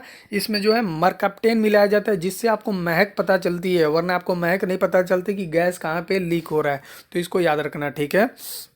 पोटेशियम परगनमेट अभी मैंने बताया, जीवाणुनाशी दवा के रूप में, जैसे शुद्ध जल करना हो। इथेफॉन कैल्शियम कार्बाइड फलों को पकाने के लिए, ठीक है, फलों को पकाने के लिए इथेफॉन कैल्शियम कार्बाइड, आप लोग कार्बाइड सिर्फ बोलते हैं, पूरा नाम है कैल्शियम कार्बाइड, इसको फलों को पकाने के लिए। पॉलीकार्बोनेट्स होता है बुलेट प्रूफ ग्लास के निर्माण में, और ऑक्जेलिक अम्ल फोटोग्राफी में, और एलिथ्रीन और पाइथ्रीन मच्छर भगाने वाली दवा एवं क्वाइल के निर्माण में यूज किया जाता है। अब बात करते हैं विस्फोटक एक्सप्लोसिव की। आरडीएक्स क्या होता है? इसका होता है रिसर्च डिपार्टमेंट एक्सप्लोसिव। आरडीएक्स क्या होता है? रिसर्च डिपार्टमेंट एक्सक्लूसिव होता है। रासायनिक नाम होता है साइक्लो ट्राई मिथाइलिन ट्राइना, ठीक है, ट्राई नाइट्रामाइन, ठीक है, साइक्लो ट्राई मिथाइलिन ट्राई नाइट्रामाइन इसका पूरा नाम होता है। इसे प्लास्टिक विस्फोटक भी कहते हैं। अन्य राष्ट्रों में निम्न नाम से, जैसे यूएसए में इसको साइक्लोनाइट के नाम से जाना जाता है, ठीक है, और जर्मनी में इसको हेक्सोजन के नाम से, इटली में T4, और खोज करता है इसके कौन है? हैनिंग है। कौन है? हैनिंग। डायनामाइट क्या होता है? डायनामाइट जो होता है ये नाइट्रोग्लिसरीन की किसी अक्रिय पदार्थ जैसे लकड़ी के बुरादे, ठीक है, कीजे लंगूर में अवशोषित कर बनाया जाता है। वर्तमान में नाइट्रोग्लिसरीन की जगह सोडियम नाइट्रेट का उपयोग होता है, ठीक है। इसके आविष्कारक कौन था? अल्फ्रेड नोबर थे डायनामाइट के, ठीक है। 1866 में जिलेटिन डायनामाइट से नाइट्रोसेलुलोज की मात्रा उपस्थित, जैसे ट्राई नाइट्रोटोलुइन TNT होता है, ट्राई नाइट्रोग्लिसरीन TNG होता है, ट्राई नाइट्रोफिनॉल जो होता है TNP होता है, और कॉर्डाइट इसे सर्वप्रथम अल्फ्रेड नोबल ने बनाया था, ठीक है। गन पाउडर ये तो मैंने आपको बता दिया। अब रसायन विज्ञान से संबंधित महत्वपूर्ण खोज इंपॉर्टेंट है। इलेक्ट्रॉन की खोज किसने की थी? तो जे थॉमसन ने। ईट परनाच से आप लोग याद रखिएगा, इलेक्ट्रॉन की जे थॉमसन ने। इलेक्ट्रॉन कैसा, निगेटिव होता है कि पॉजिटिव? तो इलेक्ट्रॉन जो होता है निगेटिव होता है, इस पर निगेटिव चार्ज होता है। इसका चार्ज कितना होता है? -1.6 इंटू 10⁻⁻19 कूलम्ब होता है। और इलेक्ट्रॉन का द्रव्यमान मास कितना होता है? तो 9.1 इंटू 10⁻31 किलोग्राम होता है, ठीक है। इतनी जानकारी आपको होनी चाहिए इलेक्ट्रॉन के बारे में। इलेक्ट्रॉन निगेटिव चार्ज होता है, ठीक है, और ये नाभिक में नहीं पाया जाता है। इलेक्ट्रॉन के बाहरी कक्षाओं में जो है, मतलब नाभिक के बाहरी कक्षाओं में जो है ये चक्कर लगाता है, ठीक है। अब बात करते हैं प्रोटॉन। प्रोटॉन जो होता है पॉजिटिव चार्ज होता है, और इस पे जो है 1.6 इंटू 10⁻⁻19 कूलम का जो है इसमें चार्ज होता है, ये पॉजिटिव होता है। और इसका जो है द्रव्य 1.67 इंटू 10⁻⁻27 किलोग्राम होता है, ठीक है। इसको याद रखना है, प्रोटॉन पॉजिटिव होता है। इसकी खोज जो है रदरफोर्ड ने की है। न्यूट्रॉन जो है उदासीन होता है, इसको आपको याद रखना है, इस पर कोई चार्ज नहीं होता है, और इसका द्रव्यमान जो है लगभग प्रोटॉन के ही इक्वल होता है। इसकी खोज जेम्स चैडविक ने की थी। बात करते हैं मेसॉन की। मेसॉन जो है युवा का, इसकी खोज करते हैं। पॉजिट्रॉन का कॉल एंडरसन, ये इंपॉर्टेंट है, याद रखिएगा। मेसॉन का युवाका ने, और पॉजिट्रॉन का कॉल एंडरसन। परमाणु नाभिक की रदरफोर्ड ने। परमाणु सिद्धांत किसने दिया है? जॉन डाल्टन ने। परमाणु क्रमांक मोजले ने दिया था। और क्वांटम सिद्धांत की थ्योरी किसने? मैक्स प्लैंक ने, ठीक है। तो याद रखना है, मैक्स प्लैंक ने जो है क्वांटम सिद्धांत की थ्योरी दी थी। अनिश्चितता का नियम हाइजेनबर्ग ने दिया। आधुनिक आवर्त सारणी मोजले ने दिया है। रेडियो सक्रियता का हेनरी बेकुरेल ने दिया है, ठीक है। अष्टक नियम, न्यूलैंड का अष्टक नियम आप लोगों ने पढ़ा होगा। द्रव्यमान ऊर्जा समीकरण आइंस्टीन ने दिया था, E = mc² आप लोगों ने पढ़ा होगा, ठीक है, उसमें। और सापेक्षिकता का सिद्धांत भी आइंस्टीन ने। गैसों का विसरण नियम, ग्राहम का विसरण नियम आप लोगों ने पढ़ा होगा, वही है। विद्युत अपघटय का नियम फैराडे ने दिया था, ठीक है। पीएच मापकरण सोरेंस ने, ठीक है, ये इंपॉर्टेंट याद रखना। रेडियम की क्यूरी दंपति, ठीक है, पियरे क्यूरी और मैडम क्यूरी के बारे में। थोरियम उत्प्रेरक जे बर्जीलियस। यूरेनियम की कैलोप्रोथ ने जो है दिया था। अब मुख्य रासायनिक पदार्थों के व्यापारिक नाम और रासायनिक सूत्र क्या होते हैं, ये देखो। व्यापारिक, जैसे साधारण नमक, ये व्यापारिक नाम हो गया, और इसका रासायनिक नाम क्या होता है? Sodium chloride NaCl। Baking soda अभी मैंने बताया, सोडियम बाइकार्बोनेट क्या होता है? बेकिंग। NaSCO3 होता है। धावन सोडा अभी मैंने धोने के लिए क्या जरूरत पड़ती है? पानी की, तो क्या हो जाए? Na2CO3 इंटू 10H2O हो जाएगा। कास्टिक सोडा क्या होता है? NaOH होता है। सोडियम हाइड्रोक्साइड होता है, सुहागा, जिसको आप लोग बोरेक्स बोलते हैं, ठीक है। अभी मैंने बताया था ना, सोडियम यहाँ से भी इसका एक अयस्क होता है Na2V4O7 इंटू 10H2O, ये इसी को सुहागा बोलते हैं, ठीक है, सुहागा। तो याद रखना, बोरेक्स को ही हम लोग सुहागा बोलते हैं। सोडा एस, सोडियम कार्बोनेट को जो है सोडा एस बोलते हैं, Na2CO3। हाइपो किसको बोलते हैं? Sodium thiosulphate, Na2H2O3 into 5H2O को जो है सोडियम थायोसल्फेट। फिटकरी का तो मैंने पहले ही बताया, इसको याद कर लो। इसको potassium aluminate sulphate K2SO4 Al2SO4 का होल 24H2 है। कास्टिक पोटास क्या होता है? पोटेशियम हाइड्रोक्साइड को जो है कास्टिक पोटास KOH। विरंजक चूर्ण यानी ब्लीचिंग पाउडर CaOCl2 क्या होता है? इसको ऐसे भी लिख CaOCl2। या इसको इस तरीके CaOClCl, ठीक है। चूने का पानी यानी बुझा हुआ चूना, CaOH का होल्ट वाइज बुझा हुआ चूना, ये इंपॉर्टेंट है। बिना बुझा हुआ चूना कैल्शियम ऑक्साइड होता है। इन दोनों में बहुत बच्चे कंफ्यूज होते हैं, मतलब भर भर के बच्चे जो हैं यही गलती करते हैं कि बुझा हुआ चूना किसे कहते हैं और बिना बुझा हुआ चूना कैसे कहते हैं। तो बुझा हुआ चूना में जो है कैल्शियम हाइड्रोक्साइड आता है CaOH का होल्ट वाइज। अब बिना बुझा हुआ चूना में क्या होता है, CaO होता है, ठीक है। CaO याद रखना, बिना बुझा हुआ चूने में CaO होता है, बुझा हुआ चूने में CaOH का होल्ट वाइज होता है, ठीक है। तो इस तरीके से आपको ये याद करना है। चूने का पत्थर जो होता है ये कैल्शियम कार्बोनेट का होता है, CaCO3 का होता है। संगमरमर में भी CaCO3 कैल्शियम कार्बोनेट होता है। बात करें चौक की, इसमें कैल्शियम कार्बोनेट ये भी होता है। नौशादर, ये पूछा जाता है, याद रखना इंपॉर्टेंट है नौशादर। तो अमोनियम क्लोराइड NH4Cl होता है। लाफिंग गैस ये भी वेरी वेरी इंपॉर्टेंट है, तो इसका नाइट्रस ऑक्साइड होता है N2O। क्या होता है, नाइट्रस ऑक्साइड को ही हम लोग लाफिंग गैस। जिप्सम ये भी इंपॉर्टेंट है, इसमें कैल्शियम सल्फेट होता है CaSO4.2H2 है। इसमें कैल्शियम सल्फेट की जगह पर आपसे Cu पूछ देगा, तो Cu नहीं होता है, याद रखना कैल्शियम Ca होता है। इसका एटॉमिक नंबर 20 होता है। ये देखो दोनों एक ही जगह देखिए, प्लास्टर ऑफ पेरिस, इसको लिखने का तरीका ये भी है CaSO4 इंटू हाफ H2O, ठीक है।